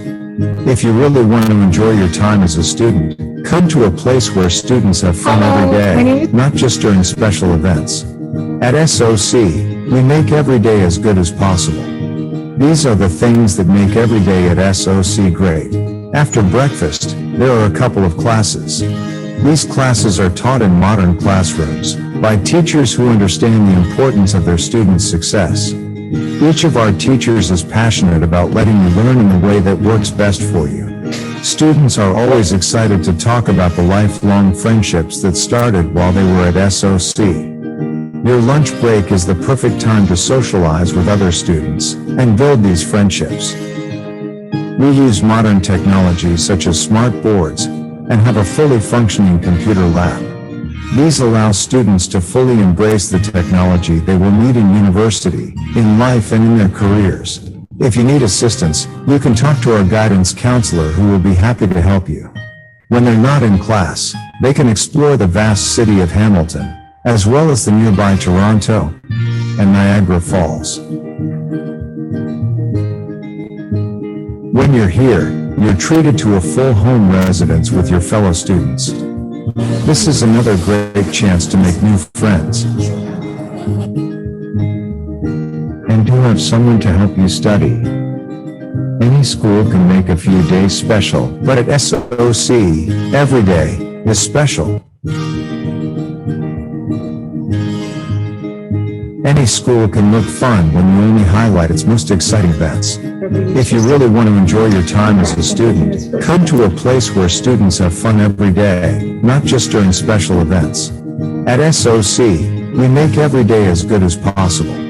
These are the things that make every day at SOC great. After breakfast, there are a couple of classes. These classes are taught in modern classrooms by teachers who understand the importance of their students' success. Each of our teachers is passionate about letting you learn in the way that works best for you. Students are always excited to talk about the lifelong friendships that started while they were at SOC. Your lunch break is the perfect time to socialize with other students and build these friendships. We use modern technologies such as smart boards and have a fully functioning computer lab. These allow students to fully embrace the technology they will need in university, in life, and in their careers. If you need assistance, you can talk to our guidance counselor who will be happy to help you. When they're not in class, they can explore the vast city of Hamilton, as well as the nearby Toronto and Niagara Falls. When you're here, you're treated to a full home residence with your fellow students. This is another great chance to make new friends and to have someone to help you study. Any school can make a few days special, but at SOC, every day is special. Any school can look fun when you only highlight its most exciting events. If you really want to enjoy your time as a student, come to a place where students have fun every day, not just during special events. At SOC, we make every day as good as possible. These are the things that make every day at SOC great. After breakfast, there are a couple of classes. These classes are taught in modern classrooms by teachers who understand the importance of their students' success. Each of our teachers is passionate about letting you learn in the way that works best for you. Students are always excited to talk about the lifelong friendships that started while they were at SOC.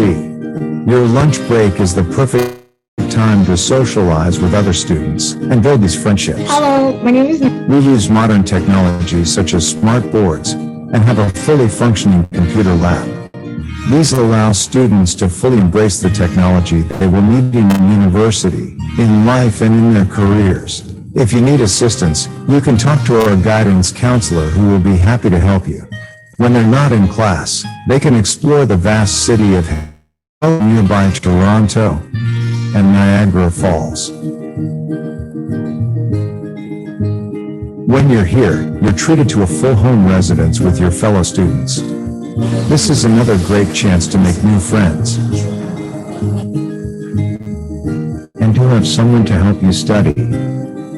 Any school can make a few days special, but at SOC, every day is special. Any school can look fun when you only highlight its most exciting events. If you really want to enjoy your time as a student, come to a place where students have fun every day, not just during special events. At SOC, we make every day as good as possible. These are the things that make every day at SOC great. After breakfast, there are a couple of classes. These classes are taught in modern classrooms by teachers who understand the importance of their students' success. Each of our teachers is passionate about letting you learn in the way that works best for you. Students are always excited to talk about the lifelong friendships that started while they were at SOC. Your lunch break is the perfect time to socialize with other students and build these friendships. We use modern technology such as smart boards and have a fully functioning computer lab.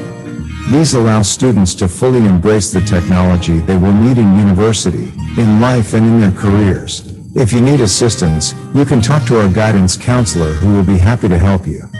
When they're not in class, they can explore the vast city of Hamilton, as well as the nearby Toronto and Niagara Falls.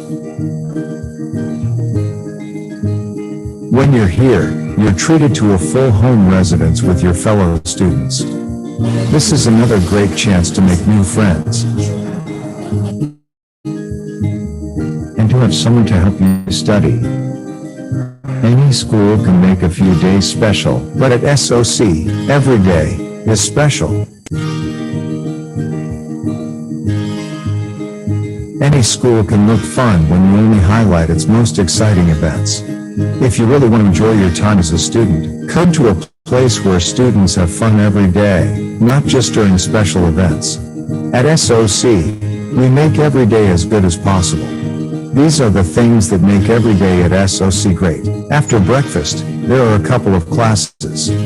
These classes are taught in modern classrooms by teachers who understand the importance of their students' success. Each of our teachers is passionate about letting you learn in the way that works best for you. Students are always excited to talk about the lifelong friendships that started while they were at SOC. Your lunch break is the perfect time to socialize with other students and build these friendships. We use modern technology such as smart boards and have a fully functioning computer lab. These allow students to fully embrace the technology they will need in university, in life, and in their careers. If you need assistance, you can talk to our guidance counselor who will be happy to help you. When they're not in class, they can explore the vast city of Hamilton, as well as the nearby Toronto and Niagara Falls. When you're here, you're treated to a full home residence with your fellow students. This is another great chance to make new friends and to have someone to help you study. Any school can make a few days special, but at SOC, every day is special. Any school can look fun when you only highlight its most exciting events. If you really want to enjoy your time as a student, come to a place where students have fun every day, not just during special events. At SOC, we make every day as good as possible. These are the things that make every day at SOC great. After breakfast, there are a couple of classes. These classes are taught in modern classrooms by teachers who understand the importance of their students' success. Each of our teachers is passionate about letting you learn in the way that works best for you. Students are always excited to talk about the lifelong friendships that started while they were at SOC. Your lunch break is the perfect time to socialize with other students and build these friendships. We use modern technology such as smart boards and have a fully functioning computer lab. These allow students to fully embrace the technology they will need in university, in life, and in their careers. If you need assistance, you can talk to our guidance counselor who will be happy to help you. When they're not in class, they can explore the vast city of Hamilton, as well as the nearby Toronto and Niagara Falls. When you're here, you're treated to a full home residence with your fellow students. This is another great chance to make new friends and to have someone to help you study. Any school can make a few days special, but at SOC, every day is special. Any school can look fun when you only highlight its most exciting events. If you really want to enjoy your time as a student, come to a place where students have fun every day, not just during special events. At SOC, we make every day as good as possible. These are the things that make every day at SOC great. After breakfast, there are a couple of classes. These classes are taught in modern classrooms by teachers who understand the importance of their students' success. Each of our teachers is passionate about letting you learn in the way that works best for you. Students are always excited to talk about the lifelong friendships that started while they were at SOC. Your lunch break is the perfect time to socialize with other students and build these friendships. We use modern technologies such as smart boards and have a fully functioning computer lab. These allow students to fully embrace the technology they will need in university, in life, and in their careers. If you need assistance, you can talk to our guidance counselor who will be happy to help you. When they're not in class, they can explore the vast city of Hamilton, as well as the nearby Toronto and Niagara Falls. When you're here, you're treated to a full home residence with your fellow students. This is another great chance to make new friends and to have someone to help you study. Any school can make a few days special, but at SOC, every day is special. Any school can look fun when you only highlight its most exciting events. If you really want to enjoy your time as a student, come to a place where students have fun every day, not just during special events. At SOC, we make every day as good as possible. These are the things that make every day at SOC great. After breakfast, there are a couple of classes. These classes are taught in modern classrooms by teachers who understand the importance of their students' success. Each of our teachers is passionate about letting you learn in the way that works best for you. Students are always excited to talk about the lifelong friendships that started while they were at SOC. Your lunch break is the perfect time to socialize with other students and build these friendships. We use modern technologies such as smart boards and have a fully functioning computer lab. These allow students to fully embrace the technology they will need in university, in life, and in their careers. If you need assistance, you can talk to our guidance counselor who will be happy to help you. When they're not in class, they can explore the vast city of Hamilton, as well as the nearby Toronto and Niagara Falls. When you're here, you're treated to a full home residence with your fellow students. This is another great chance to make new friends and to have someone to help you study. Any school can make a few days special, but at SOC, every day is special.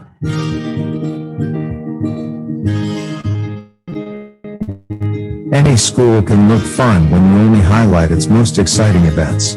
If you really want to enjoy your time as a student, come to a place where students have fun every day, not just during special events. At SOC, we make every day as good as possible. These are the things that make every day at SOC great. After breakfast, there are a couple of classes. These classes are taught in modern classrooms by teachers who understand the importance of their students' success. Each of our teachers is passionate about letting you learn in the way that works best for you. Students are always excited to talk about the lifelong friendships that started while they were at SOC. Your lunch break is the perfect time to socialize with other students and build these friendships. We use modern technologies such as smart boards and have a fully functioning computer lab. These allow students to fully embrace the technology they will need in university, in life, and in their careers. If you need assistance, you can talk to our guidance counselor who will be happy to help you. When they're not in class, they can explore the vast city of Hamilton, as well as the nearby Toronto and Niagara Falls. When you're here, you're treated to a full home residence with your fellow students. This is another great chance to make new friends and to have someone to help you study. Any school can make a few days special, but at SOC, every day is special. Any school can look fun when you only highlight its most exciting events. If you really want to enjoy your time as a student, come to a place where students have fun every day, not just during special events. At SOC, we make every day as good as possible. These are the things that make every day at SOC great. After breakfast, there are a couple of classes. These classes are taught in modern classrooms by teachers who understand the importance of their students' success. Each of our teachers is passionate about letting you learn in the way that works best for you. Students are always excited to talk about the lifelong friendships that started while they were at SOC. Your lunch break is the perfect time to socialize with other students and build these friendships. We use modern technologies such as smart boards and have a fully functioning computer lab. These allow students to fully embrace the technology they will need in university, in life, and in their careers. If you need assistance, you can talk to our guidance counselor who will be happy to help you.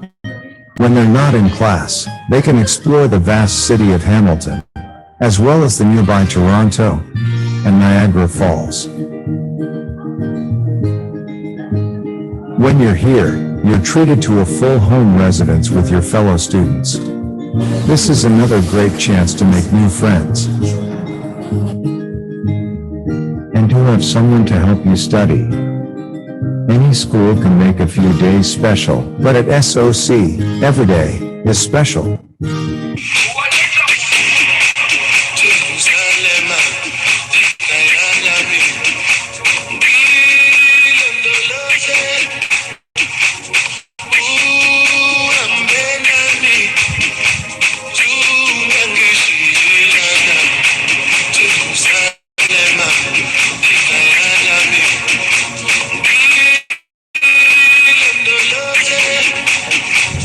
Ooh, I'm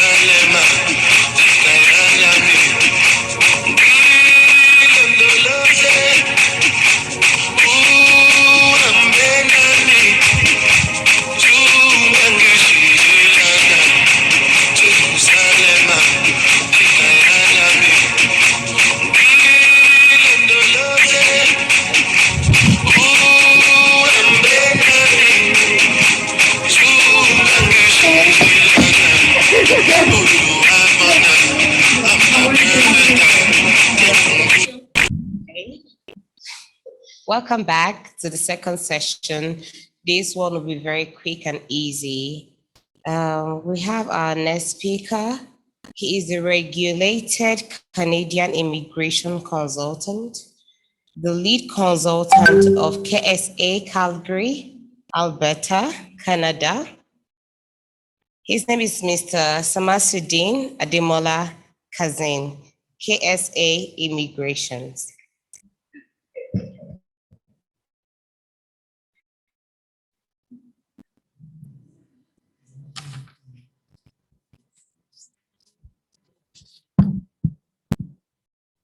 We can hear you, sir.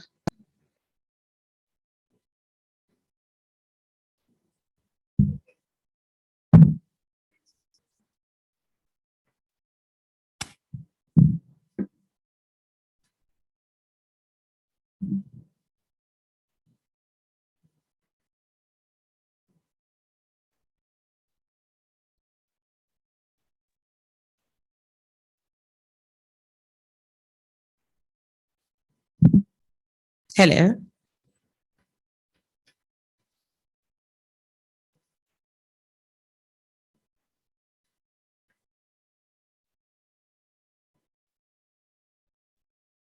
Mr. Sam, we are with you.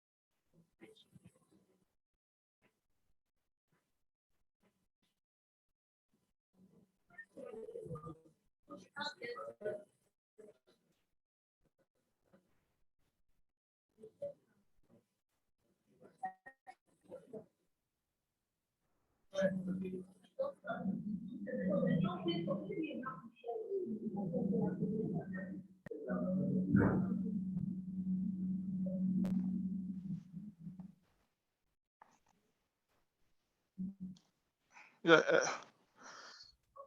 Hello. I hope you can all hear me. Hello.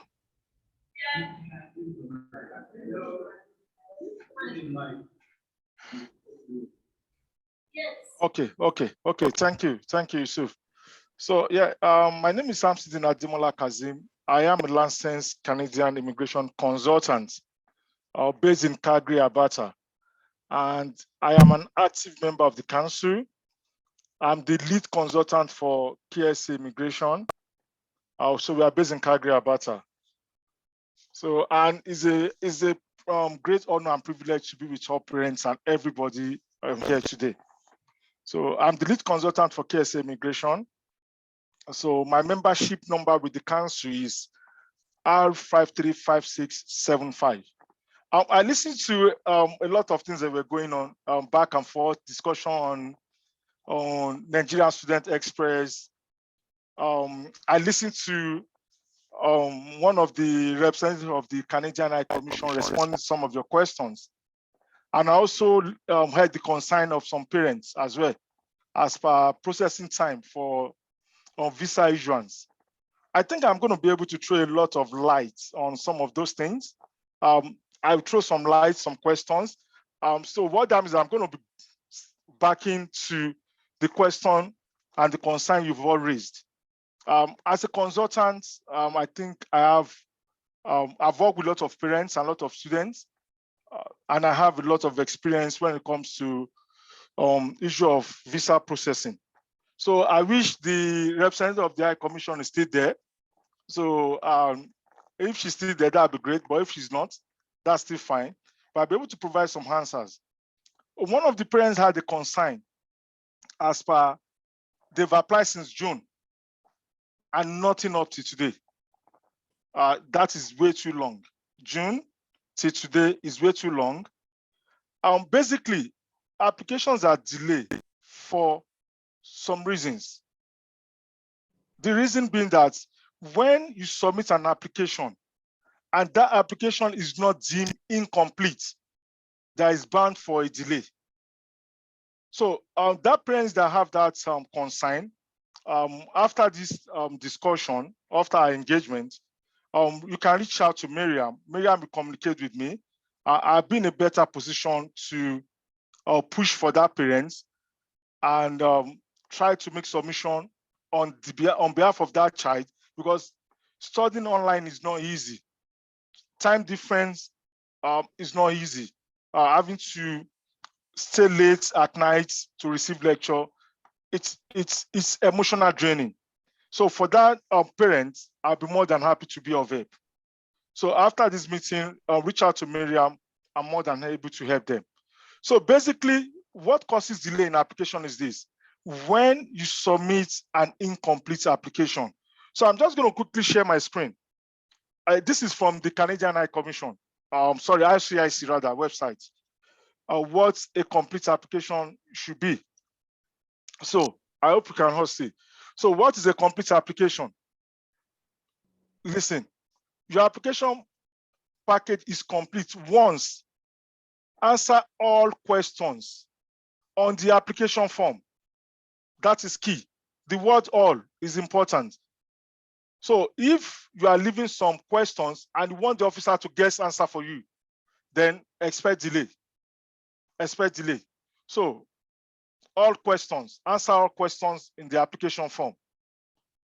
Number 2, submit proof you paid the fee that applied to your application.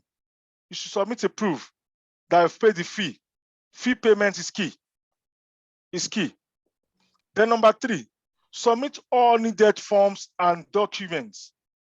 Again, the word all. So when you come through the IRCC website, the information there is not as detailed. I'll be honest with you. The information there is not as detailed. So basically, for example, a lot of questions, I was seeing a lot of questions going back and forth. When some parents were asking, must I submit medical upfront? Must I pay certain fee upfront? Excuse me, I'm going to be honest with you. When you are applying to Canadian High Commission for study permit, please do upfront medicals. An application is not complete when medical is missing. If you are waiting for them to come back to you to submit for medicals, expect a delay. So it's always good when you are submitting an application, submit upfront medicals. I know currently in Nigeria, there's a lot of issues with getting medical slots, but you just have to keep pushing. For example, if you know you'll be submitting application in May, try and book your medicals now, because to get medical slot is very, very difficult. It's extremely difficult. So medicals must be submitted. Then if you need police clearance, please submit a police clearance as well. So basically, don't wait for Nairobi or Lagos or Abuja to come back to you for an updated document. Please submit everything upfront. So that is some of the cause of the delay. When you submit an application that is not complete, there's bound for delay. And look at what they say here. If you forget to send a document and or pay fee that apply, we may return your application to you. Your processing time may be delayed. Can you see now? Incomplete application leads to delay in process. Or lastly, your application might be refused. So to all parents out there, when you are submitting a study permit for your child or for your children, upfront medical, go ahead and do it. They will not penalize you for doing upfront medicals. Ensure you pay your fee. Then ensure that you complete all documents, and all your supporting documents must be there. I'm going to quickly give you an instance. A parent also came to us some few months back. They submitted an application by themselves. And there was a long delay of about 7 months. So when they came to us, I was like, the first thing I asked them, who helped you with the application? Oh, we did it ourselves. That is fine. You can do the application yourself. Okay, what are the documents submitted? So coincidentally, the parents did not submit, they did not submit marriage certificates. And because of that, the application was just stalled, wasn't moving, was not moving. They did not do upfront medicals. So immediately they reached out to us. We just told them, you know what, go ahead and do medicals. Then submit these other documents through the web form to the High Commission or to IRCC. They did that, so they did that, and we also follow up for them. In a matter of 2 weeks, they responded. And the 3rd week, they got approval. The entire family got approval for their visa. Not that they did not meet the program requirements, but they did not submit complete documents. So it's very important when you are submitting an application for study permit, you must submit a complete application, pay all the fees, and everything be fine with the application. So that is one. So we've talked about delay. The second thing I'm going to talk about is Nigerian Student Express. A parent raised a concern there that, oh, will I keep a bank statement for 1 year? And the response from the representative of the Canadian High Commission was a good one. But I'm going to throw more light here now so that you will see the reason why they're asking for 1 year financial documents from the parents. So I'm going to quickly do that now. I'm going to share a blank page of my screen to just tell you how the Nigerian Student Express work. So to throw more light, NSC, Nigerian Student Express. Firstly, this is a pilot program. I know they've explained all this. I'm not going to go back into that. It's a pilot program. You can't see it anywhere on IRCC websites about Nigerian student pilot. But I will tell you the major requirements. The major requirement for this program. Very simple requirement. Number one, the requirement is what? IELTS. IELTS is a major requirement. So this IELTS can be general training or academics. You can submit any of these two, is acceptable. So IELTS, when you're submitting your initial application, ensure you submit IELTS. Then the second requirement here is financials, your financial document. Okay, so I'm going to throw more light on that as well. So the financial document for this program is that you need to furnish the High Commission with what is called my bank statement. My bank statement.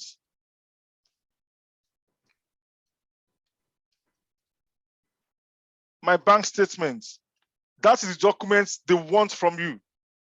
And this my bank statement simply means you are instructing your bank to send the financial documents straight to the embassy or to any of the High Commission that are processing your application.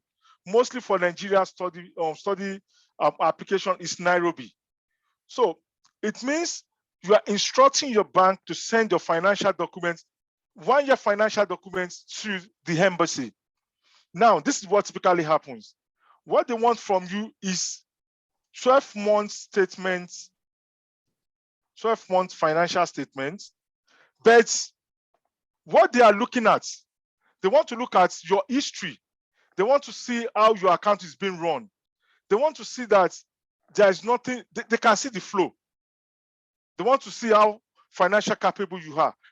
But what they will actually consider at the end of the whole day is the last 6 months.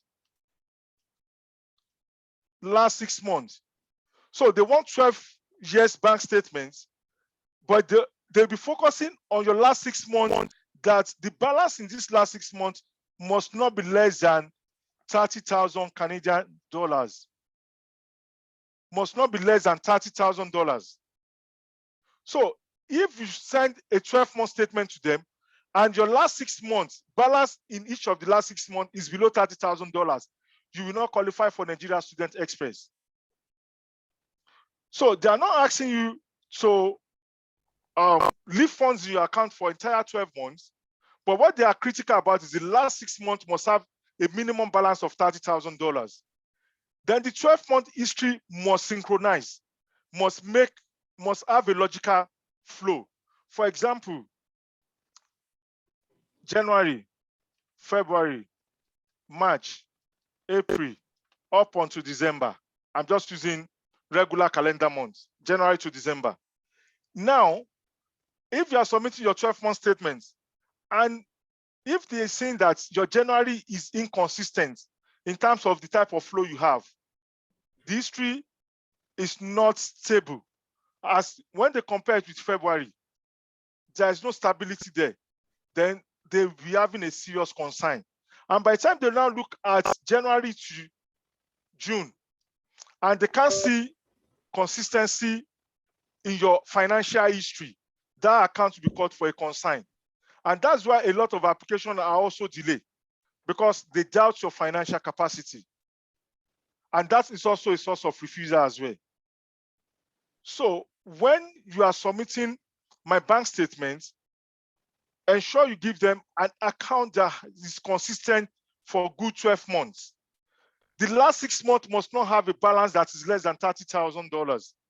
Then your child will be able to, the officer, also at discretion of the officer, they might now push the application to the Nigeria Student Express process. So this is subject to the discretion of the officer, and you also meeting these 2 major requirements. And it's basically for post-secondary. It's post-secondary.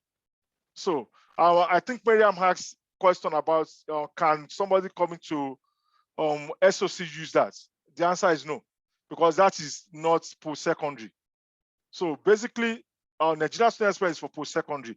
But nonetheless, if your child is coming to SOC, maybe for grade 12, ensure your child still meets these requirements.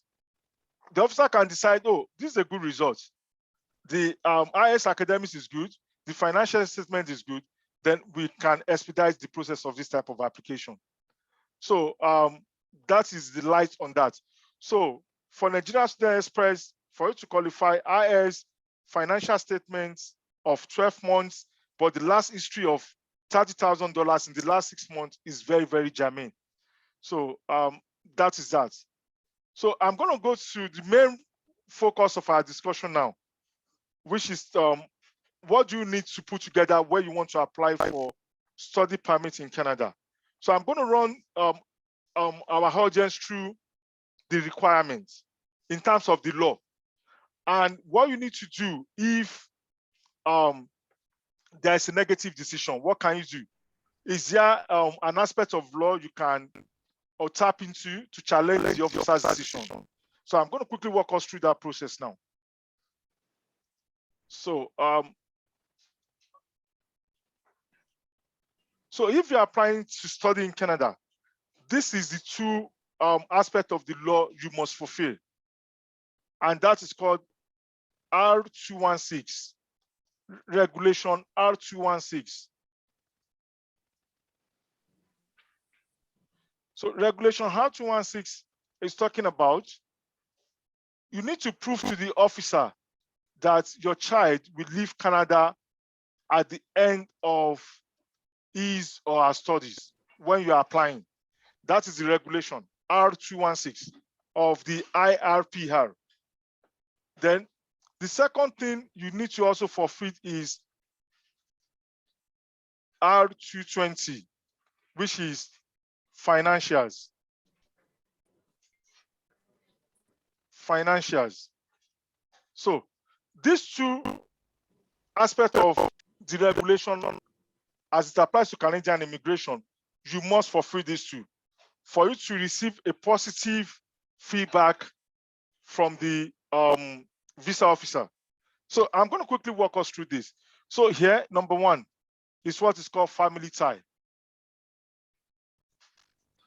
Family tie. So you need to prove to the officer that your child that you're sending to Canada have a strong family tie back home in Nigeria. So, for example, the officer is going to say, oh, okay, let's check Nigeria versus Canada.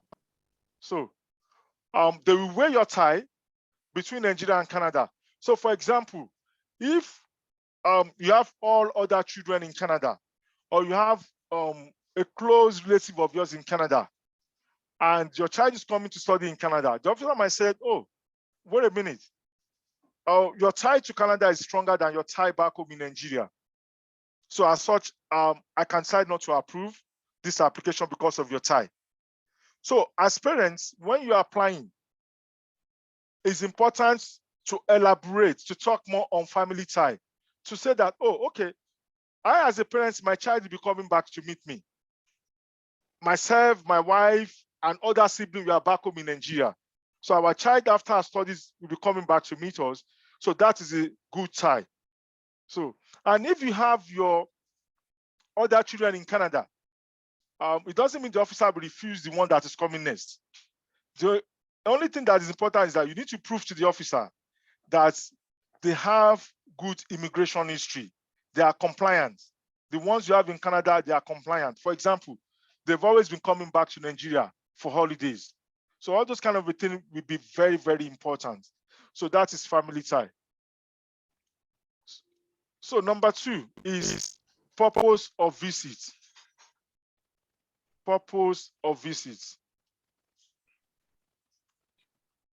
So the purpose of visit for your child is to come to Canada to do what? To study, not to work. They are coming to study, not to do any other thing else. So when they are coming to Canada, because they want to come and study, they must write a good statement of purpose. So tell the officer that, oh, I'm attending SOC for my grade 12 or pre-university program. And the reason why I decided to come to SOC is because of this, and this. And my goal is to, after completing my program at SOC, is to proceed to the university where I'm going to be studying social course at the university. They need to be able to write by themselves and bring that before the officer. So when officer sees that, he knows that, oh, there's a plan. Oh, this child has a plan. Then that'll be fair. So it's important for them when they submit an application, they put in their own words, their purpose of visiting Canada. So that is number two. Then number three here is what is called economic tie. Economic tie. So for economic ties, this is solely on the parents, not on the child. So economic tie is talking about, is this family stable back home in Nigeria? Do they have the financial capacity? Are the parents working? Would they be able to provide for this child if this child should travel to Canada?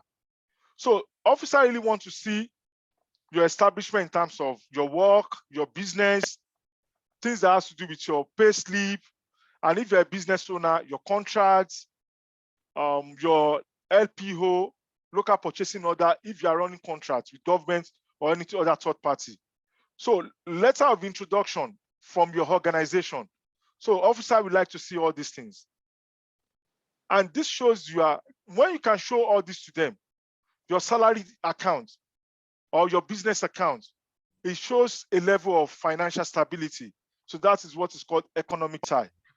You have your assets, you have your property.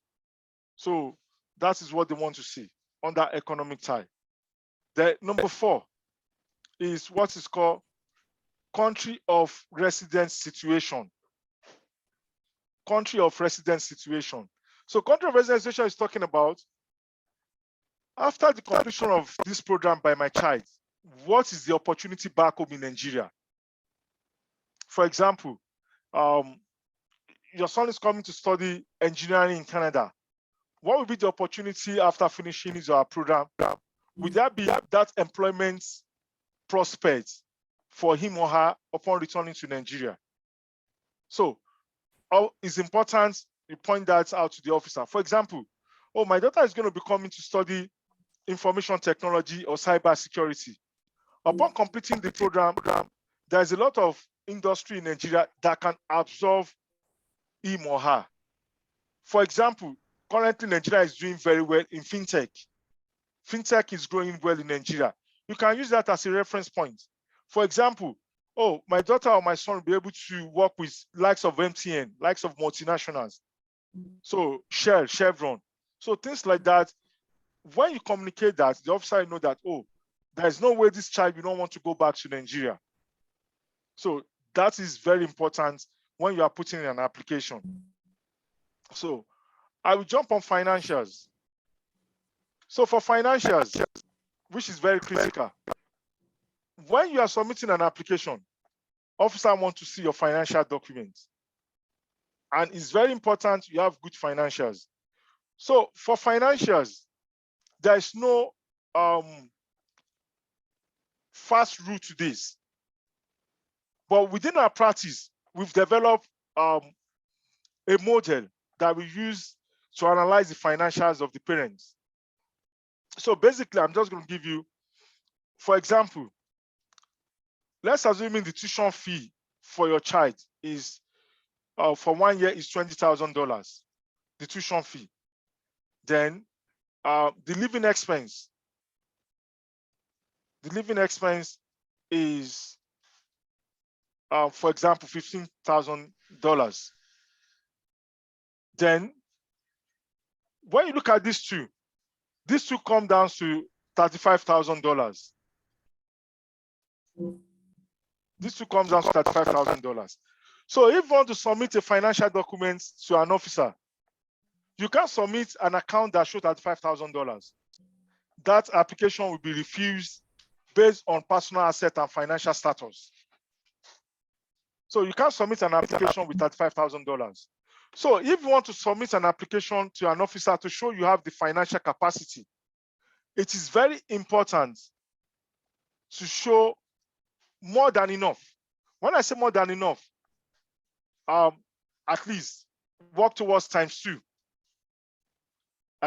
Try to be on a minimum threshold of ×2. And it can be more. It can be more, depending on your ability, what you can present. But don't go below ×2 of when you had these two together. Don't try to go below that. Or else the officer can come back and say, your financials is not reasonable. This expense is not reasonable. Your family cannot support this education. And don't forget that your child is just coming to start. They'll be having like 3 to 4 years to spend in Canada. So you need to prove to the officer you have enough funds. Although they just want to see 1 year of financial capacity. But let's think about it this way. My child is going to be in Canada for 4 years. And I want to prove to the officer that I have the financial capacity. Although the rule says that you should just show 1 year. But as parents, I will beg you to show more than enough. Show more than enough if you don't want the application to be refused under financials. So that is that for financials. Then also, we also encourage parents that try and pay the tuition fee. Some schools will say, oh, don't pay tuition. Just don't worry, you can apply. We don't ask for tuition. Please tell that school that you don't mind, you want to pay part of the tuition fee. You want to pay part of the tuition fee, provided you've read their clauses on refund policy. Read the clause on refund policy of the school. And once you think the refund policy is okay, is fair to you, go ahead and pay the tuition. Pay tuition is important. Officer always respects people that pay tuition. They will not disclose this to you, they will not tell you. But tuition is a way of commitment. It's a way of commitment. So do what is called a tuition fee. So pay your tuition. So tuition payments We always recommend that for parents. So then also, if you have the capacity, do what is called GIC. GIC. GIC is called Guarantee Investment Certificate. So you can buy this from one of the banks in Canada. For example, you can buy this from CIBC. For example, if your child is going to the university, I'm going to advise you, you try to buy this, because what this means is that you are sending your money to Canada before the arrival of your child. And this GIC will cater for what is called living expense. It caters for what is called living expense. So, and you can do a minimum of 10,000 Canadian dollars, minimum of 10,000 Canadian dollars, but to the maximum of 20,000 Canadian dollars, not more than 20,000. So what this means is this: you will reach out to a bank in Canada. From one of the banks that provide this service for Nigeria is CIBC. CIBC of Canada. CIBC of Canada. So what you need to do, I will show you the link. You reach out to this bank and you buy this GIC. But note, you cannot buy for a child below 16 years of age. You cannot buy for a child below 16 years of age. And also, the buying of this GIC must come directly from the student's account. So if you have a child that is 16 years old, so the parents need to have like a joint signatory account with that child to be able to buy GIC for a 16 years old. Because I know back in Nigeria, you can't open account for a minor. But if you open an account, it means the parents have to be controlling that account. So, so you need to have like a joint dumb account with your child to be able to buy GIC. But if your child is an adult, then your child can buy by him or herself by having a dumb account. So this means that you'll be buying this GIC, which is like an investment with CIBC. So once your child arrives in Canada, every month, a stipend of $1,000 will be given out to your child every month for living expense, which will cover rent, feeding, room and board, maybe buying some other things for shopping and grocery. So note, this is good, but it is not mandatory. At our practice, we always encourage parents to get this because it has helped in application processing time for us in our practice. So, but it's optional, it's not mandatory. And as I've mentioned earlier, do my bank statement. I'm going to discourage you from using your traditional statement of scanning documents that will not be visible to the officer.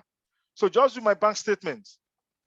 My bank statement, you are just submitting a one-page document. I'm going to show you what the one-page document looks like after this discussion. So just put that in your application. Your statement of account go directly to the embassy. That is fine. But if you still want to submit your traditional bank statement, it's all good, provided the bank statement is legible enough, and you are not compressing too much. So that is it. Then also you need to prove to the officer that you can afford the transportation costs of the child coming to Canada. It's important. And also, let me just separate and say, it's not only money in bank that you can use to submit your application. You can also use investments like fixed deposits, treasury bill, money markets. You can use those type of investments, provided the investments you want to use have a clear instruction that the money can be liquid within few days, not months, but the money can be liquid within few days.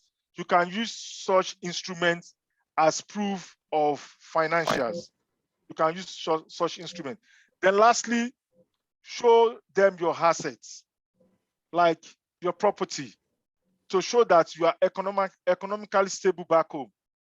present your asset to them. Just submit your, if you have your CFO, show it to them. If you have your deed of assignment or deed of agreement with your purchase person, show it to them. They like people that show all those kind of things. That shows you are stable. You are not struggling to send your child to Canada. So these two laws must be fulfilled. R216 and R220 must be fulfilled.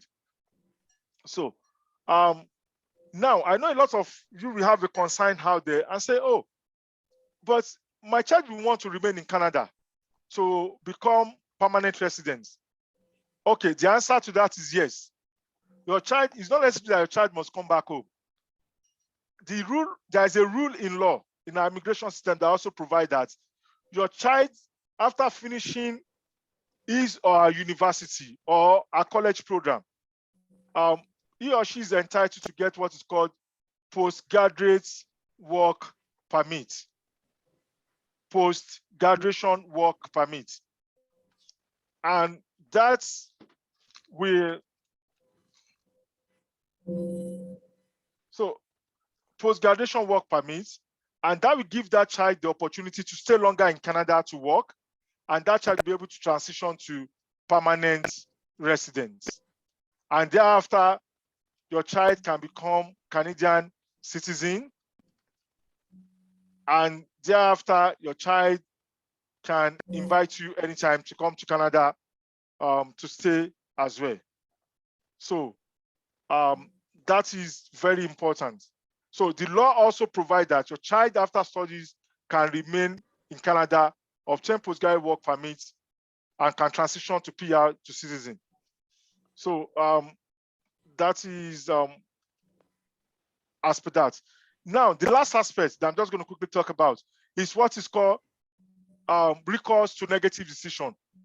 Everything I've discussed here, an officer can still decide and say, I'm refusing the application based on my discretion. I don't think your child will be a bona fide student.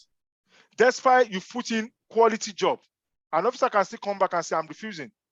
So what can you do? This is your solution. The solution is three-pronged solution.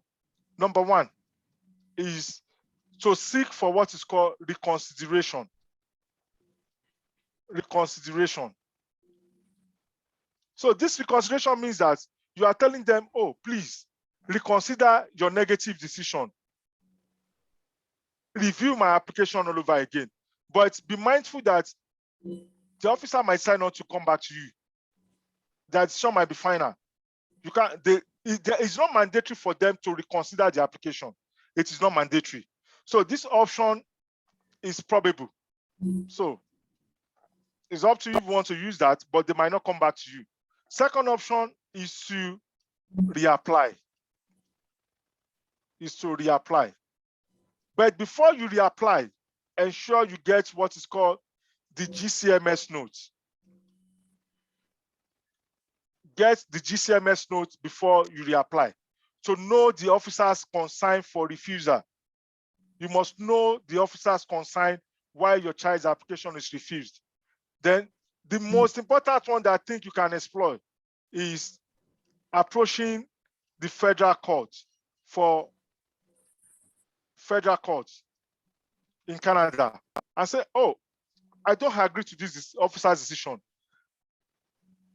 This officer did not engage with the document before him or her. So you can approach the federal court in Canada to challenge that. So I know most of you don't know you can challenge an officer's decision. Hello, don't be afraid. When you feel you are wrong and you don't believe what they've done is right, challenge them at the federal court in Canada. You have the rights. The tool is within your power to challenge that decision.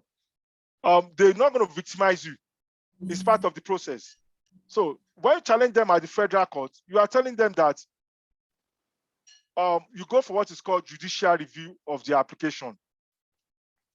Judicial review. Then when you go for judicial review, what you are telling them is that set aside this negative decision. Set aside this officer's negative decision. It's not binding by me. I'm not going to accept this. That's what you are telling the court. Then now, if the court says, oh, okay, I think this is fine. Typically, the Department of Justice lawyer, when you've done a good application, they will settle. They will not want to go to court. So now they will not send your application for what is called redetermination. Redetermination by another visa officer. So once it goes for redetermination, two things can happen at redetermination. For redetermination, the officer can decide, okay, for redetermination, two things can happen. You can either get an approver, or you can see get a refuser. You can get an approver or a refuser. So if you've done a good job in your initial application, chances of approval will be very high. But if your application is not strong, they're still going to refuse it. So there will be no point seeking for judicial review if you've not done a good application. So that ends my discussion with the parents. I'm going to be able to welcome questions from the audience.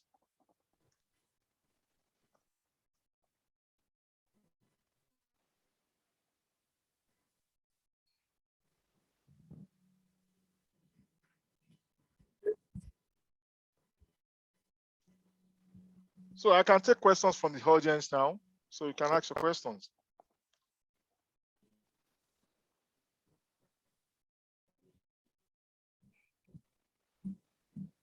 Next question. Sorry, sir.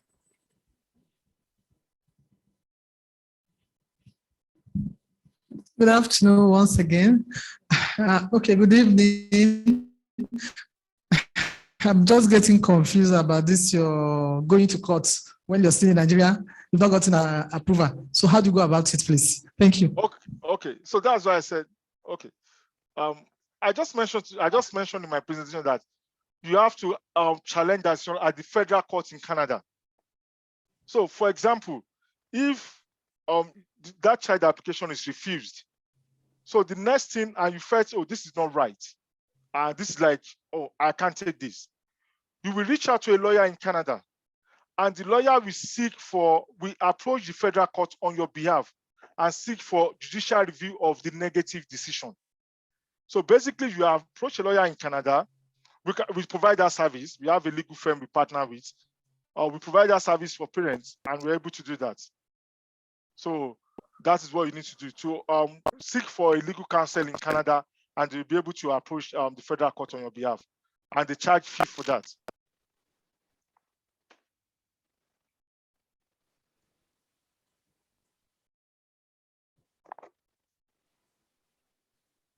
Of course, we know that will be free, but do you have an idea of the minimum fee the lawyers charge for this service?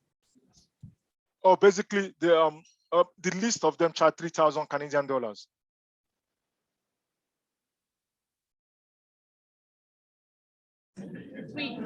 Okay. 3,000. 3,000 Canadian dollars, yeah. Not US. Okay. Yes, any more questions for him? Okay. Only 3,000 Canadian dollars, only. Good afternoon. My name is Chukwemeka, and I would like to ask two critical questions. It might be slightly different from what you said so far. For those of us who are already graduates, completed undergraduate study, and would like to seek career change on a related field, for example, from political science to social work at a graduate level, I would like to know what are the specific conditions that one must attain or must get in order to advance or to be admitted to a Canadian university. The second one is about GPA. Individuals that are within the range of 3.0 on a 5 scale, what are the chances that such graduates will have in getting admission at a master's level in Canada? And are there also specific conditions that one must meet to have a better chance of getting admitted? Okay. So thanks. I'm going to quickly speak on that. So if you are transitioning from, for example, you said a political science, you want to go to social work. An officer always have concern when you want to do that. You need to prove that you're going to be a bona fide student. And that is why it's always important. If you are transitioning from a non-related field, it's important you have like a background. Like you have like for example, you volunteer for an organization before saying, oh, I want to go for a social work course. So because officers want to see that this is an unrelated field. What is like propelling you or what is moving you towards seeking to want to do social work? So it's important you have like a bit of training or exposure to that field before you just switch. If you are switching straight away, there's every chance that application will not be approved. Except you are good in law and you want to prove law to them. So for example, I'm going to give you an opportunity, go and read Emisiobi versus Canada. So that gentleman, if you have time, go and read Emisiobi versus Canada. Emisiobi versus Canada will tell you what you can do in that case. So to the second question now, if you have a tutu, it's always difficult to get masters in Canada with tutu. I'll be honest with you. It's only few schools in Canada will accept you into a master's program with a tutu. So it's very important that you have to have your 2-1 if you want to get a master's program. I can give you on top of my head, I can give you there are about 3 schools in Canada that will admit a tutu for master's program. Majority of our schools in Canada, it must be 2-1, and mostly if you want to be competitive, it must be a strong 2-1, which is above 3.5 CGPA out of 5. So if you have a tutu, the best thing you can do is to go for what is called a post-baccalaureate program, a post-bac, or which you guys call back on PGD. So that is higher than BSc. So once you bridge that gap, then once you finish your post-baccalaureate program, you can now transition to do a master's in Canada. Getting masters with tutu, it's a tough one. So that is the answer to your question. Yeah, Mr. Kazim. One of setting to students who have those kind of deficiencies, particularly let me refer to Royal Roads University, for instance. Correct. In British Columbia. You understand? I've had the privilege of getting kids admitted there with grades of 2-2. And all I got, I think practically they had to go through certain programs, even back here in Nigeria, for a minimum of between 6 weeks and 8 weeks. And you must pass those courses with B grades. Where's the school administrator at Credit Tower? Please get it for me. You must get certain score before you can now proceed with your application. You know, certain universities offer these opportunities, but they are very limited in Canada. And it's in support, in valid support of your submission here today. But that does not mean too that those who do not have a 2-1, you know, are shut out completely. No, I want to say clearly that at least I've tested this before for some of my students, and it sailed through. It was a plain sail. But for those who could not make a B in the trainings, one of them particularly was in one of those courses was in academic writing and critical thinking, and another one was I think something in accounting or so. Remember one of the online courses. So basically, if you don't pass those ones at B levels, you can't sail through. Of course, they gave them do I call it temporary admission?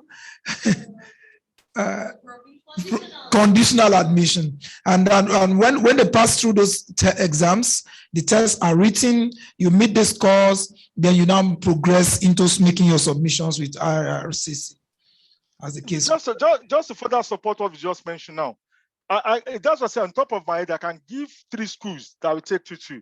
Royal Roads is one of them. Canada West, University Canada West is one of them. And Crandall University in New Brunswick is one of them. And mostly, if you are coming from engineering or science-based course, you might not be able to get those things. Most are for arts-related courses or business-related courses. So if you have a tutu, my advice is that you can still come in and do what is called a post-baccalaureate program. So that will bridge that's what you've missed in your undergrad.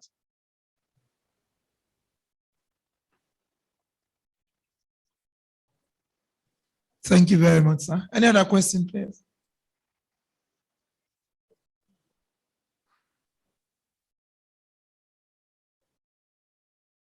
Questions? Bro, are you good?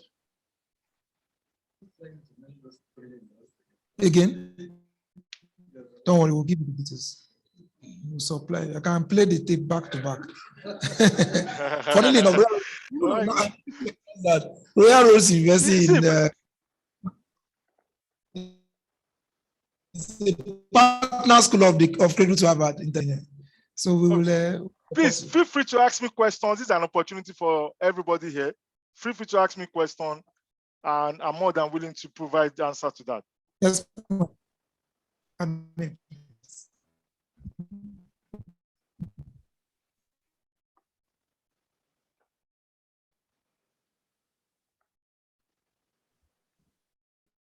evening.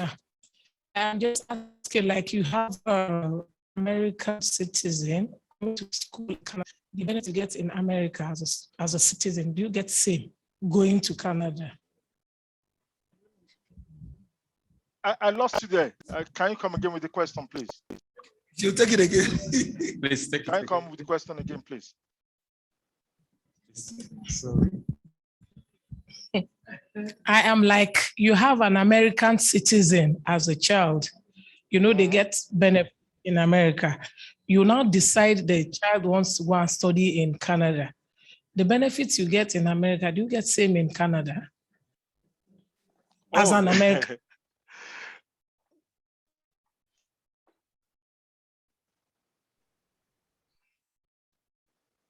So I think she's talking about benefits. If you're an American, Miss Miriam, like if my daughter is coming to your school, can she get same?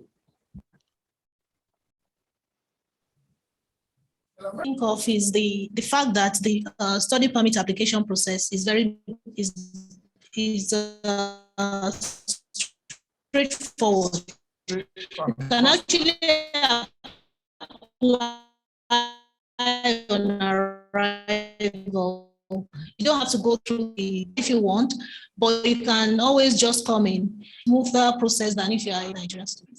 Oh, the fees, okay. So the fees, there's no reciprocal financial agreement between America and the US when it comes to fees. Yeah, an international student. America and Canada, sorry. So there's nothing like that. Yes, ma'am. Mr. Kazim, you want to add something to that? Oh, no, basically, I think she's also talking about benefits. As an American, if you come to Canada, it's just like an average Nigerian also coming to Canada to study. Benefit is exclusively to the permanent residents and Canadian. So not until they are able to transition into that process. So benefit is not really accrued to them. So the highest they will ever get, depending on the province they are going to, is medical coverage, depending on the province. Some province we charge for insurance, while some province will like waive certain fee for them as a student.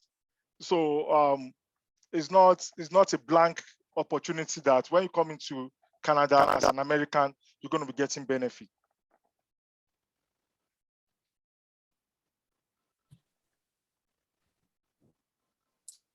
And the benefit is that you're in Canada, which is a very peaceful country. Oh my goodness. Yes, any more question, please? Yes, sir.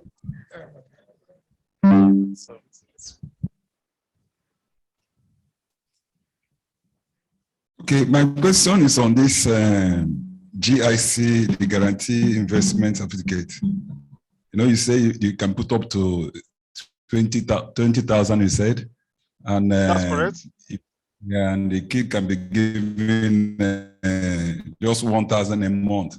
Does this, is it like an investment? Does it attract some kind of interest? Return on investment? You know, maybe people can grow the money, if you put the money there, and at the end of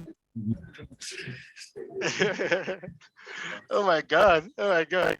No. You see, okay. The GIC, which is called Guarantee Investment Certificate, is a platform that was actually provided by Canadian government for there's a student direct stream. There's certain country that belong to that stream, so they provided this for them. But because of our concerted effort in Canada, a lot of us consultants, we push so that we can get that same GIC for Nigerian students. So we're able to push for that. So we got 2 banks. But typically, this investment does not really attract that type of return you are thinking about. The return on that is I can tell you 0.0 something. It's very low. So it's just there to serve as living expense for your child. It's not to keep pumping in money into that account. And that's why you cannot do more than $20,000. So in terms of interest, the interest rate is infinitesimal, as in almost zero. So you are not getting anything.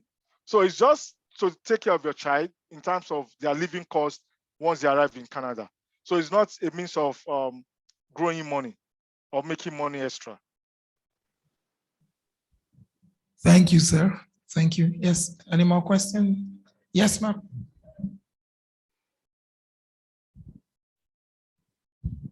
Thank you. Good evening. I think if I heard you right, you said being in the sciences and making a tutu, and then being in the arts field and making a tutu, that you consider the one in the arts field as against the one in the science field, that's for the science will be tough to gain admission further. Was that what you said? So let me clarify that. His question is that for masters, if we have a tutu, is there opportunity for you? And we've been able to say, yes, tutu, you still have opportunity. Mostly art courses, business program, tutu can get you to few schools in Canada, just few, limited schools. But if you are an engineer or a science-based course with a tutu, you can't see any school that's going to admit you to further your engineering career with tutu for a master at a master's level. No, because science is always one of the toughest, and they always want, most schools in Canada for science-based is 2-1. Thank you. But I thought that since science is not such an easy course, a science student should have been considered as against because a science person making tutu will go into the arts field and have a first class. So the science student should be considered, please. No, madam. Very easy, honestly. Madam, let me clarify something. Let me just clarify something. This is at the discretion of the institution, the schools in Canada, not at the discretion of the officer or anything. It's the school board in Canada. Because, Hello. Please, Mr. Samsudeen is still on. Yes, go ahead, sir. Okay, so with respect to, if you look at, we know science is tough, the foundation is tough, but nonetheless, you need to be an excellent student to excel in that industry or in that field. And that's why they just felt the standard should be high. So it's at the discretion of the school, a board or management in Canada. That's how they fix it. For example, if it's a US school now, you have tons of schools that will even take a third class in the US. But for Canada, the standard is very high, and I think that's just what they want. So thank you. Thank you very much, Mr. Samsudeen. And with utmost respect to the last speaker and profound humility, there's no cost that is difficult. No cost. It depends on the individual. You understand? Yes, no, in fact, even in our degrees of comparison, for instance, difficult is compared as difficult, less difficult, least difficult. I've heard presidents of nations. In fact, as of today, I watched the advert of the ruling party asking all their party members to converge in Eagle Square. The word converge obligatorily admits the preposition on and not in. You converge on a place, you don't converge in a place. So you tell me you're a science student and you cannot construct one elegant sentence? No, sir. So it is not about what you studied, it's about doing the right thing. You understand? Nobody, in fact, there are no dull students anywhere. If there are, we only have slow learners because no child is the same with the other. You understand? And in civilized climes as well is the same situation. Or car seats that are not allowed in Canada, but they are allowed in the United States of America. In Nigeria, there are no standards. We have schools today that you have school buses. They carry kids that are below 5 years on school buses without a car seat. When I introduced that in Cradle to Harvard, my parents said, "Oh, come on, now what do I? My child does not need a car seat." As if it's for fancy. It's not for fancy. It's for the safety of the children. In Canada, there are certain car seats that cannot even enter Canada. At the airport, they throw it out because it does not carry certain certifications. They have set minimal standards. You understand? So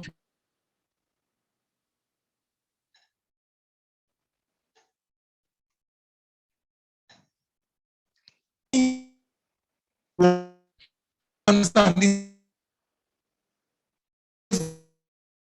it's only a matter of as much as you are entitled to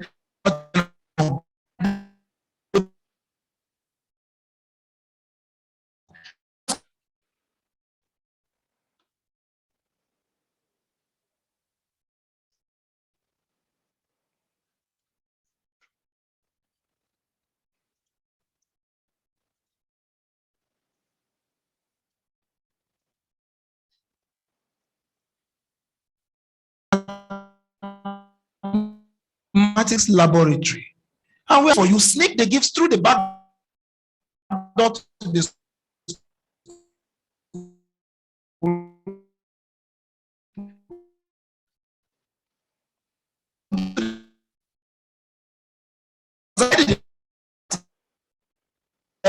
Yes, any more questions? I'm sorry.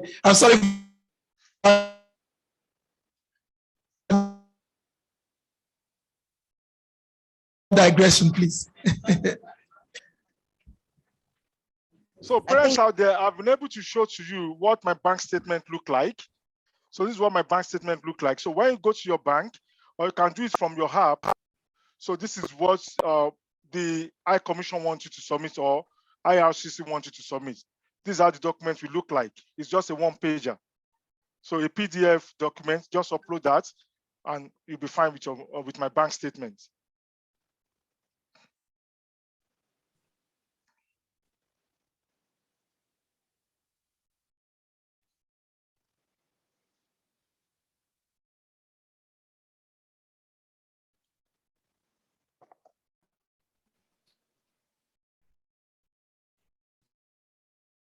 Thank you. Evening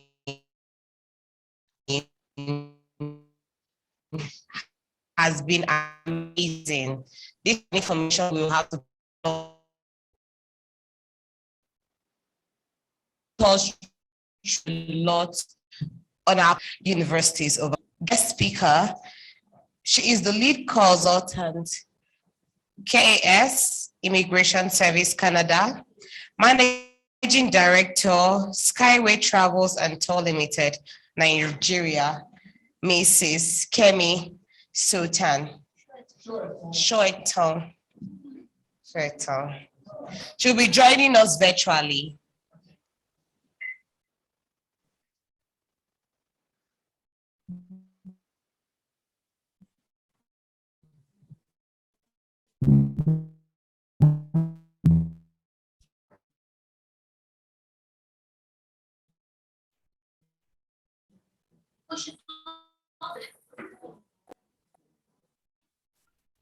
Good evening, ladies and gentlemen. I hope you can all hear me.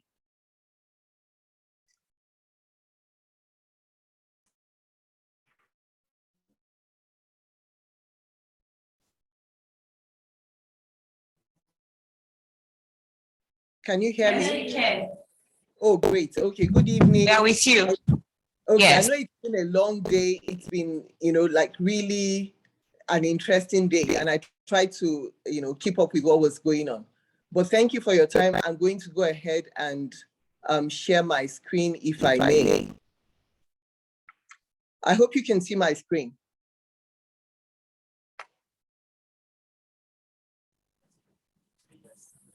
Okay, so my focus today is just to talk about, especially for parents who are sending their children away for the first time.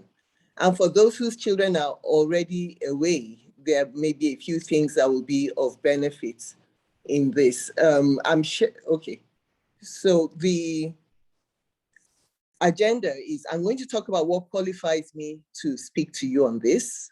Then we'll talk about the child, we'll talk about the destination, and we'll talk about the parents. And the goal is to keep this really short because I know it's been a long day for most people. And I know what is going on in Nigeria as well regarding fuel. So I'm sure people would like to leave early. So talking about what qualifies me, well, as a mother and as a grandmother, I'm happy to speak about this. And when I say as a mother, I went through the same process for my children. I've been in the tourism industry for 26 plus years. And also I started working with students since 2004, especially students who travel on excursions and, travel in various forms, including to Canada. And so I'm being a regulated Canadian immigration consultant. I also see the perspective of when children do go into Canada and, how things work. So, yeah, so that's it generally. Okay, so talking about focusing on the child. The first thing is to note the academic goals and helping your child to leverage their talents. So we talked about, a parent just talked about, how the science students should also be given consideration.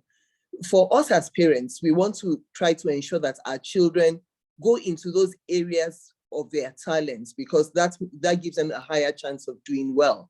So a student that is, working on something that is natural to them, they tend to need less effort to excel. And so that is important. Another issue with the child is their personal care. For a lot of our children growing up in Nigeria, and I think all over the world, we as parents try to ensure they do not go through the same things we went through. So we help them, when it comes to sorting out their personal hygiene, even with studying, just different things. We do all that we can to support them.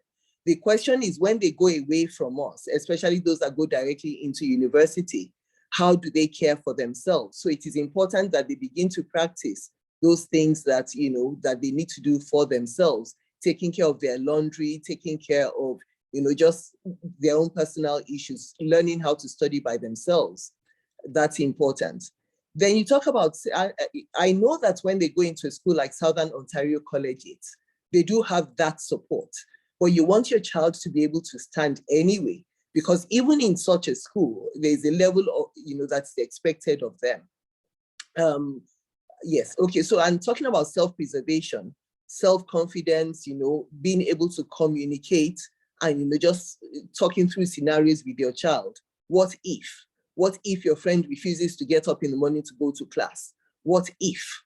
Just all those different things. So that the child, builds their own confidence and is really able to stand. Because, once they leave the environment that they're used to, the comfort of home, they have to take a lot of decisions by themselves. And I know from experience, I went to university in Benin, and I know that maybe I didn't have some of those conversations at home, or maybe we just didn't do well enough. And I know that I went through a period of, maturing and getting to the reality that there was nobody going to tell me to get up and go to class. So it worked out well in the end, but maybe if those conversations were there, I wouldn't have had to, go through some of what I went through. I imagine that from listening to the head of school of Cradle to Harvard, a lot of this would have been taken care of, because it sounds like the kind of school I would choose for my own children as well. So, but it's important for parents to just note that you want your children to be able to stand. Then it's also important for the child to understand their obligations to you as a parent. It isn't easy to send a child abroad. That is the reality. Even sending a child to private school in Nigeria is not easy. So what is the child's obligation? The child needs to know that academics is important. You don't go all the way to school abroad and don't do well in school. You must focus. Communicating with the parents is important, because you talk to a lot of parents and maybe the children don't seem to have time for them, or they just let things go. No, it is important for your child to communicate and for you to be able to communicate with the child. We'll talk about that a bit later too. And it's just, for me, it's important to let a child know that it is a privilege, not a right. So the child needs to, stick to their own obligations and basically be able to make the parents proud, which is what we all pray for. Okay, so talking about the destination. Well, in choosing a school, it's important to ensure that your goals and those of the school are aligned. I can speak very well for Southern Ontario Collegiate, because I know that the school focuses on helping children to succeed. In general, you find that all schools want children to succeed, but the question is, how much attention will your child get, especially for a child that is coming out, from Nigeria and traveling so far to go to school? It's a little different from a child who is just an hour away from their home and their parents can, see them at any time. So you want to ensure that the school understands your reality. And so in choosing a school, those are some of the things you think about. You want to know that the school cares and they share the same values as you do. Some schools may, as Nigerians, we are very focused on academics. Now, there's nothing wrong with all the other extracurricular activities. They're actually very important.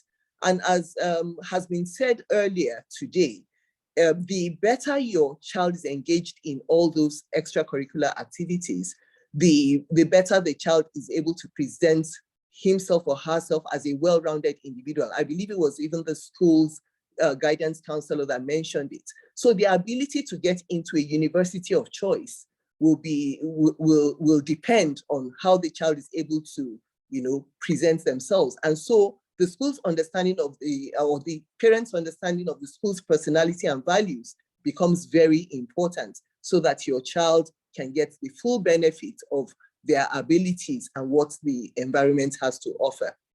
Then concerning day-to-day activities, it's important to understand, the structure of the school your child is going into, so that you can support your child.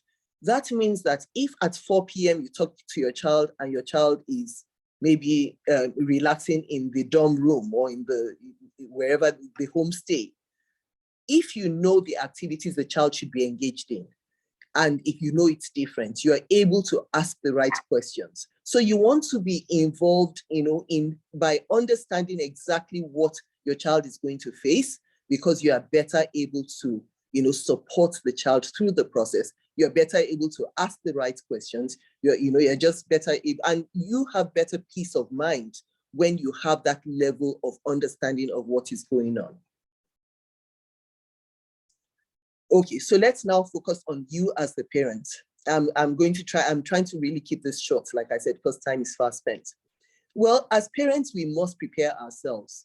I remember when my my first child was going away to secondary school. It took a lot to get to that stage of being, having the child away at such a young age. Now, when a child is going to university, or going to school abroad, 12th grade or 11th grade, whichever one you have chosen, the important thing is that you, the parent, is also prepared for the process by, like I said before, understanding what the school has to offer, how the school is going to be able to support your child's specific situation. You want to be sure that what you're choosing works for the child. You let go because obviously your child is going away, but it is important that you also hold on. That means that your responsibility as a parent remains. I say this specifically because, as I said, I'm also a regulated Canadian immigration consultant. So I have situations where parents come to me sometimes and say things like, oh, my child needs to come home. The temporary residence visa has expired. And I didn't know. As a parent, you need to know what is going on with your child. You need to understand that for Canada, there are two important documents. There is the student's visa, which is also what is called the temporary resident visa. That is only for the purpose of traveling. There is another document, which is not usual with most other countries. In Canada, there's also what is called the study permit. That is a status document. That is what authorizes your child to study in Canada. If your child's study permit expires, your child is not expected to remain in school. Anybody who is out of status is expected to stop studying. So that is why as parents, yes, your child is away from you, but you must remain involved. You cannot, that responsibility is yours. You're paying a lot to have your child go to school. So it's important that you know that. Then you also want to know what your child's grades are, because you hear sometimes parents say things like, I didn't even know the child had stopped going to school, especially when the children are in university. You hear all sorts of stories. A child has been out of school for months or even more than a year and the parents had no clue. When did you last see your child's grades? When did you, and you must see it in a timely manner. I don't expect to see grades for last year now. I expect to see grades for the current term. I expect to know what's happening. Yes, it's a lot of work, but if we have come this far and we are investing this much, it is only good that we follow through to the end so that we can get the benefits of seeing our children through school. I'll be happy to answer questions on those later. Then next, it is important to communicate with our children.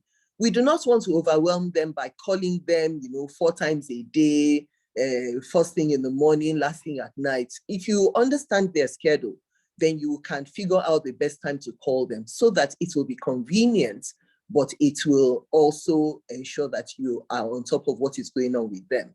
When you talk to your child, you know what is going on with them. So in the conversation, you can sense when a child has maybe in some way changed. You can sense when a child is under pressure. You can sense when a child is having issues with something, and it helps you as a parent to ask the right questions. So your child being far away from you doesn't mean that you're not going to know what is going on with them. It is important for us as parents to do that, to know what is going on, so that we can support them and have them succeed. Like I said, this is a huge investment. And so it is important that we get the benefit of that investment. The last thing I will mention is for parents to find their community. What I mean by that is get in touch with fellow parents who are in the same, who have children in the same school, maybe in the same province, maybe in the same town. Get involved. Know what some of the challenges they face are. Know what their experiences are, because it will help you to support your child better. If you hear that maybe in a particular area, there's this particular issues that they're facing, then you have the opportunity to ensure that your child doesn't have to, reinvent the wheel by learning. The child has the opportunity to learn from other people's experiences. You can communicate to the child and let them know how to defend themselves, how to protect themselves, how not to bow to peer pressure. There's just so much that we need to do to support them. Remember, this is not how things used to be. Suddenly, our children have access to technology that maybe we control when they're at home. Now they have access to it in an unlimited fashion. How well are they going to cope? Those are things that we can speak to them about even before they go away. We can help them to practice by giving them a bit more liberty, even while they're still with us, so that we can monitor how they're coping with that, freedom You don't want them to go from being at home to being completely free, and then they misuse the opportunity. And so with that, I say thank you very much for your time, and I'll stop sharing my screen, and I'll be happy to take questions.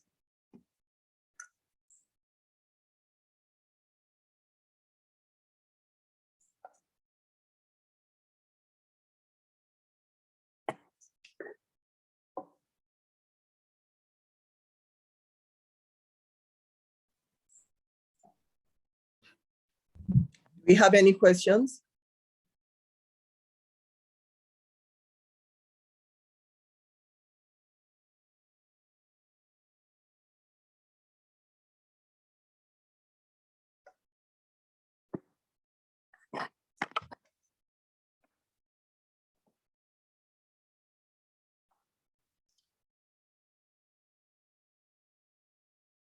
Okay, so I see some questions on the chat, and I'll be happy to just quickly talk about that. Somebody says, how does a master's degree program secure study permits after securing their visa? So for everybody whose visa is approved, they also receive a letter, an introduction letter, a letter for the point of entry. And so at the point of entry, their study permit is issued. So they receive a paper document, it's the study permit. The visa is stamped on the passport. The study permit is a single document. So the child gets the study permit on entry into Canada.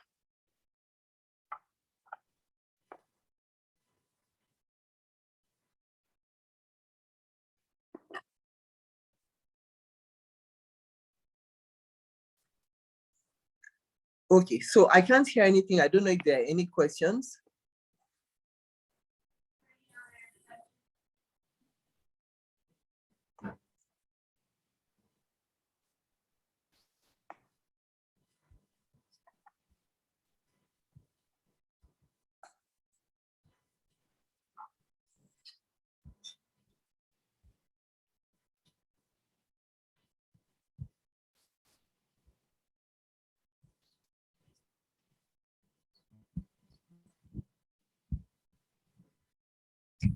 Okay, so I just want to say thank you to Mrs. Kemi. It was a wonderful presentation, and I'm sure if anyone has any further questions, they'll definitely reach out. Now we're going to talk a little bit more about remote learning and answer any questions that anybody has in regards to SOC's remote learning or the conjunction conjunction that we have moving forward with Cradle to Harvard.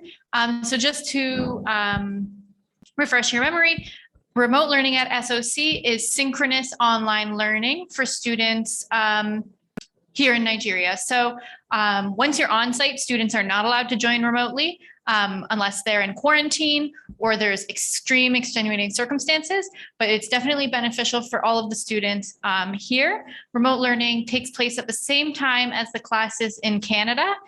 So it's good to note that there is obviously a time difference. So you would be adhering to the time that the classes are taking place in Canada. You're taught through Microsoft Teams, and you're a peer with your classmates in Canada.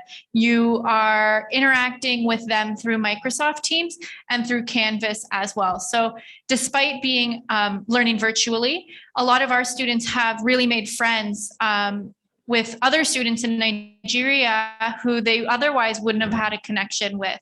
Many students then, when they come to Canada to join us online, to join us in class, they then have friends and people that they've known through their online learning experience. So if anybody has any questions about the online remote learning, not online learning, remote learning, please absolutely ask away, or any questions about your academics in general and the admission process and stuff like that, definitely ask away. The floor is yours. And I might add that because of the foreign exchange that we're experiencing in Nigeria currently, remote learning might actually not be a bad option, especially since we are doing this relationship with Cradle to Harvard. So their campus will be like our campus in Nigeria.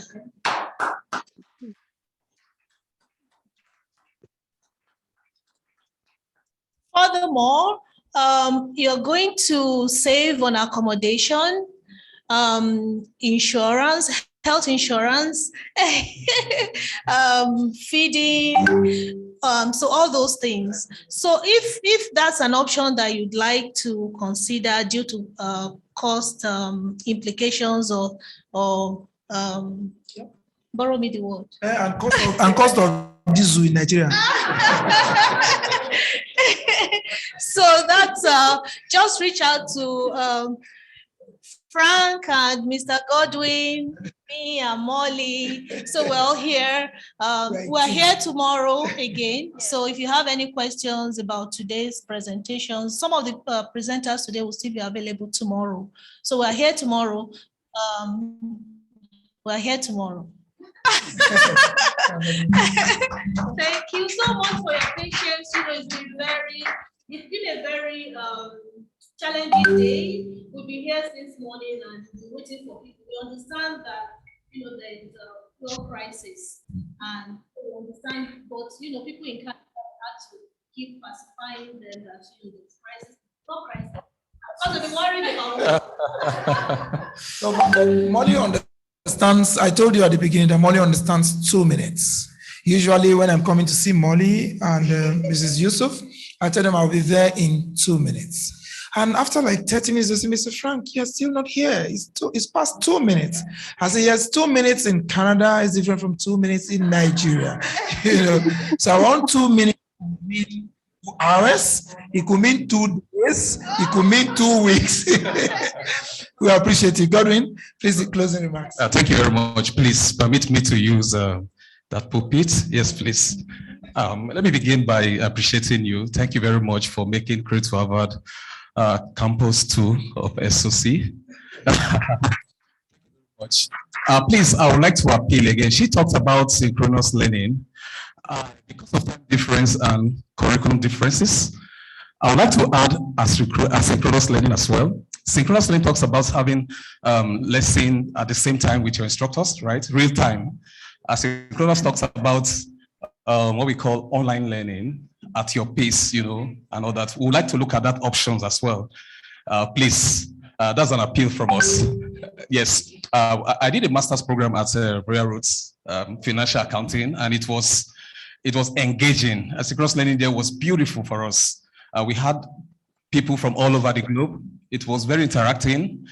We got ourselves connected, and to date, we keep in touch with ourselves. So sometimes real time may not really work like asynchronous, especially for our own internet technology issues and all that. And notwithstanding, whatever the choice is, we will connect. But please just have that in the back of your mind as well. Yes. No, hold on. And that is why we know that at Credit to Harvard, we have fiber optics internet facility in the entire school premises. So the kids are used to it. Funnily enough, for parents from who are from Credit to Harvard, they know that we engage their children Saturdays and Sundays. We steal at least 1 hour, 30 minutes from their kids every Saturday and every Sunday evenings. We know the kids love play. We know they love television. A majority of our kids, if you want them to sleep, you tell them to pick their books. And the next thing is that they are dozing off. But if you don't want them to sleep, tell them to watch TV. And they are glued there, they can stay there for 72 hours. And that's okay. I told my wife one day, I said, babe, I'm going to invest money in something. She said, what do you want to do? I said, I want to set up a virtual reality laboratory at Credit to Harvard. And today we've invested about 60 million now. We're building a VR laboratory where kids have immersive sessions where they can learn. They can learn things and they're part of that learning. They are inside, they're touching the sun, they're feeling the moon. You can touch what they're learning and all that. And for me, that's where the world is headed. And that is why the beauty in our synergy with SOC, that is Southern Ontario College, is not something I want to take for granted. Mrs. Miriam Yusuf is not just a partner, she's my sister from another mother. Auntie Molly, you know the meaning of her. Auntie Molly is another sister of mine, and I've promised her I'm going to give her a made in Nigeria husband. All right.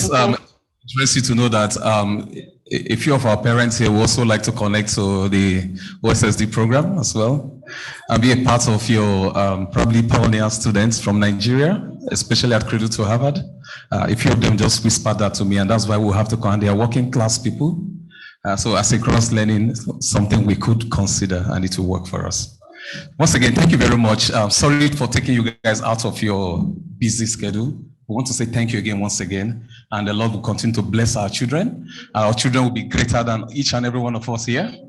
Trust me, next few years from now, one of our kids will transform the image of Nigeria because we're here. God bless you.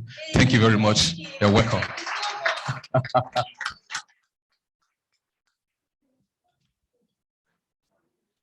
Yes. All right. Before we leave, we would like maybe one or two testimonies from our parents. That will be fine. Yes.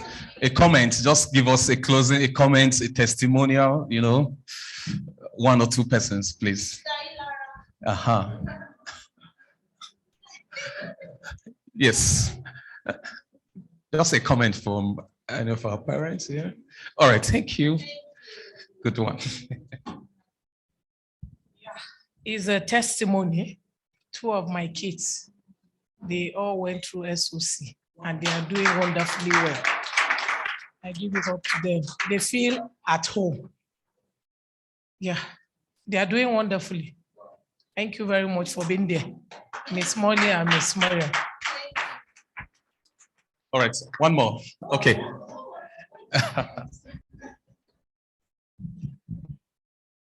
Good evening, everyone. Yeah, it's actually nice to have Miriam here and Molly, and to also have Cradle to Harvard. I wish to say that I'm a parent of 3 kids in Canada, and 2 of them passed through SOC successfully. Why the first one did not go through SOC is because I had not met Miss Miriam. Immediately I met her, I knew that yes, that's the right way to go, SOC, and my 2 sons are doing very well.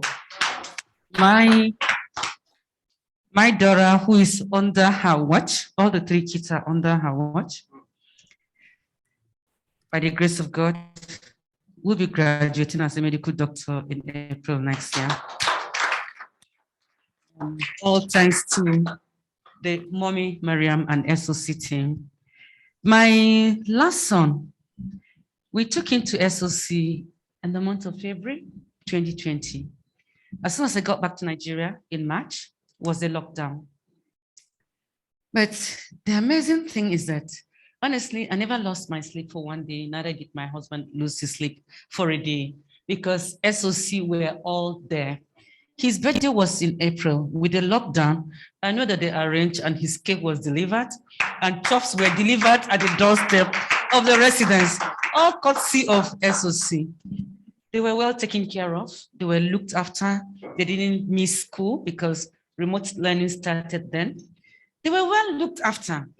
So we were even concerned about ourselves here in Nigeria, not even thinking of them. Honestly, SOC took off the whole stress. The teachers, every staff was quite passionate in taking care of those children.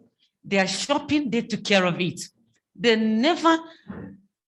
had excess food during lockdown when there was no food in Walmart and the rest of them. They were being given bags of rice almost every now and then. And I was like, how do you break even with all the provisions? What we parents are supposed to even be buying as their upkeep. SOC were providing even to the extent of buying soap, bathing soap. So we're not even spending. Thanks so much to you people. You people are amazing and very caring, very supportive too in terms of academics. They go through and make sure that these kids are well groomed, that when they get into the university, they are high flyers. And that's my testimony. And I thank God. I'm so proud. Thank you so much. It might be quite difficult when you think of the finances. Honestly, it's challenging to say I want to, but then what is worth doing? is worth doing well and at the right time. And this is the time is now, sincerely, because procrastination never can say what will happen. If you look at the course, you say, I cannot dare it. But when you start the journey, God, who is our keeper, who is our maker, is able to make way. How it's happening, I do not know, but God is keeping them going. And we shall see them graduating one by one. Thank you. Thank you very much.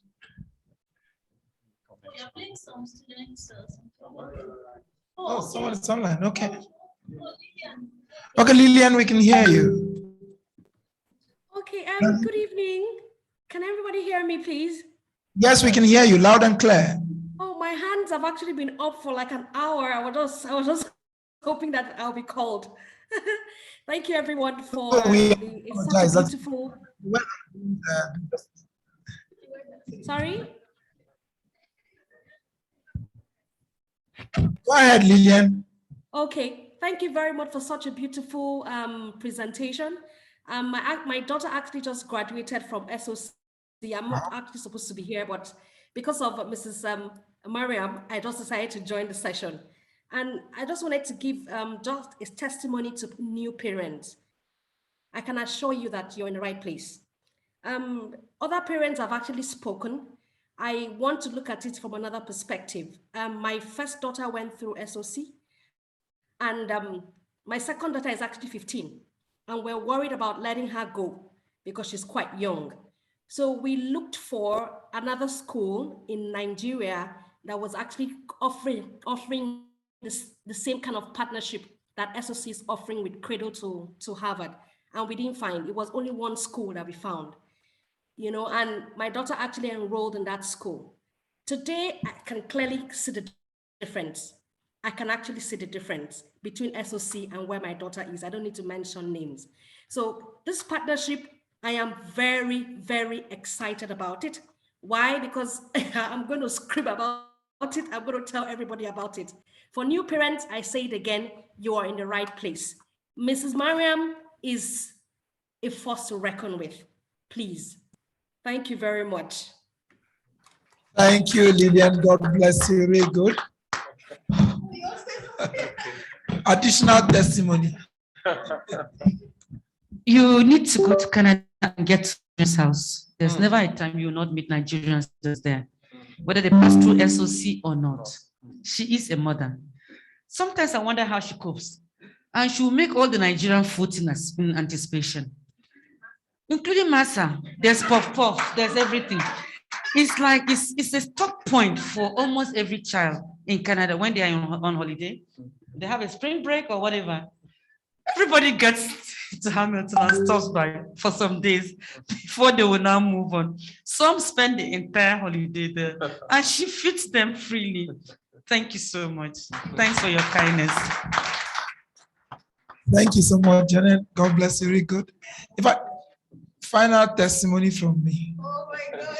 My wife just whispered to me. She said, I have to rechristen my school, Cradle to Harvard, also known as Cradle to SOC.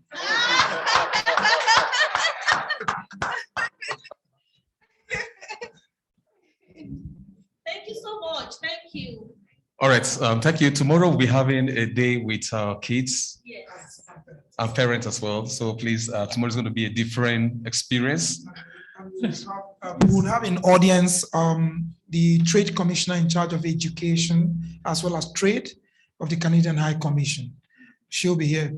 We're trying as much as possible. It's not just to validate what we're doing. We are some of us are very cosmopolitan, and this synergy is not by accident.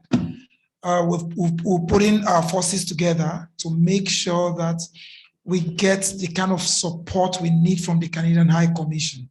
You know, visa refusals, of course, you don't expect to get responses from for certain questions we asked from the officers from the High Commission. You won't get that here.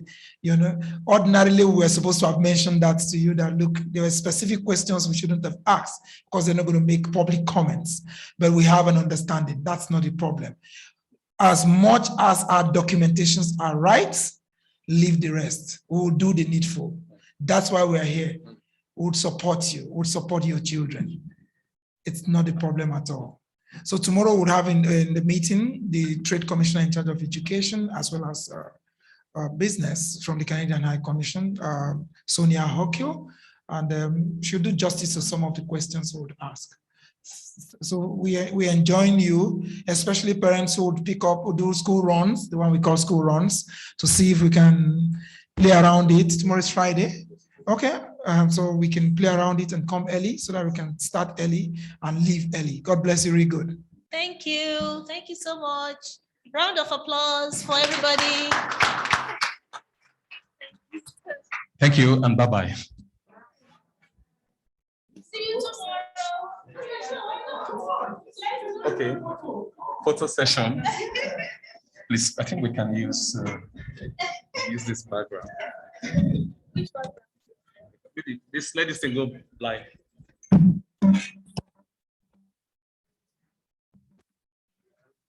Switch the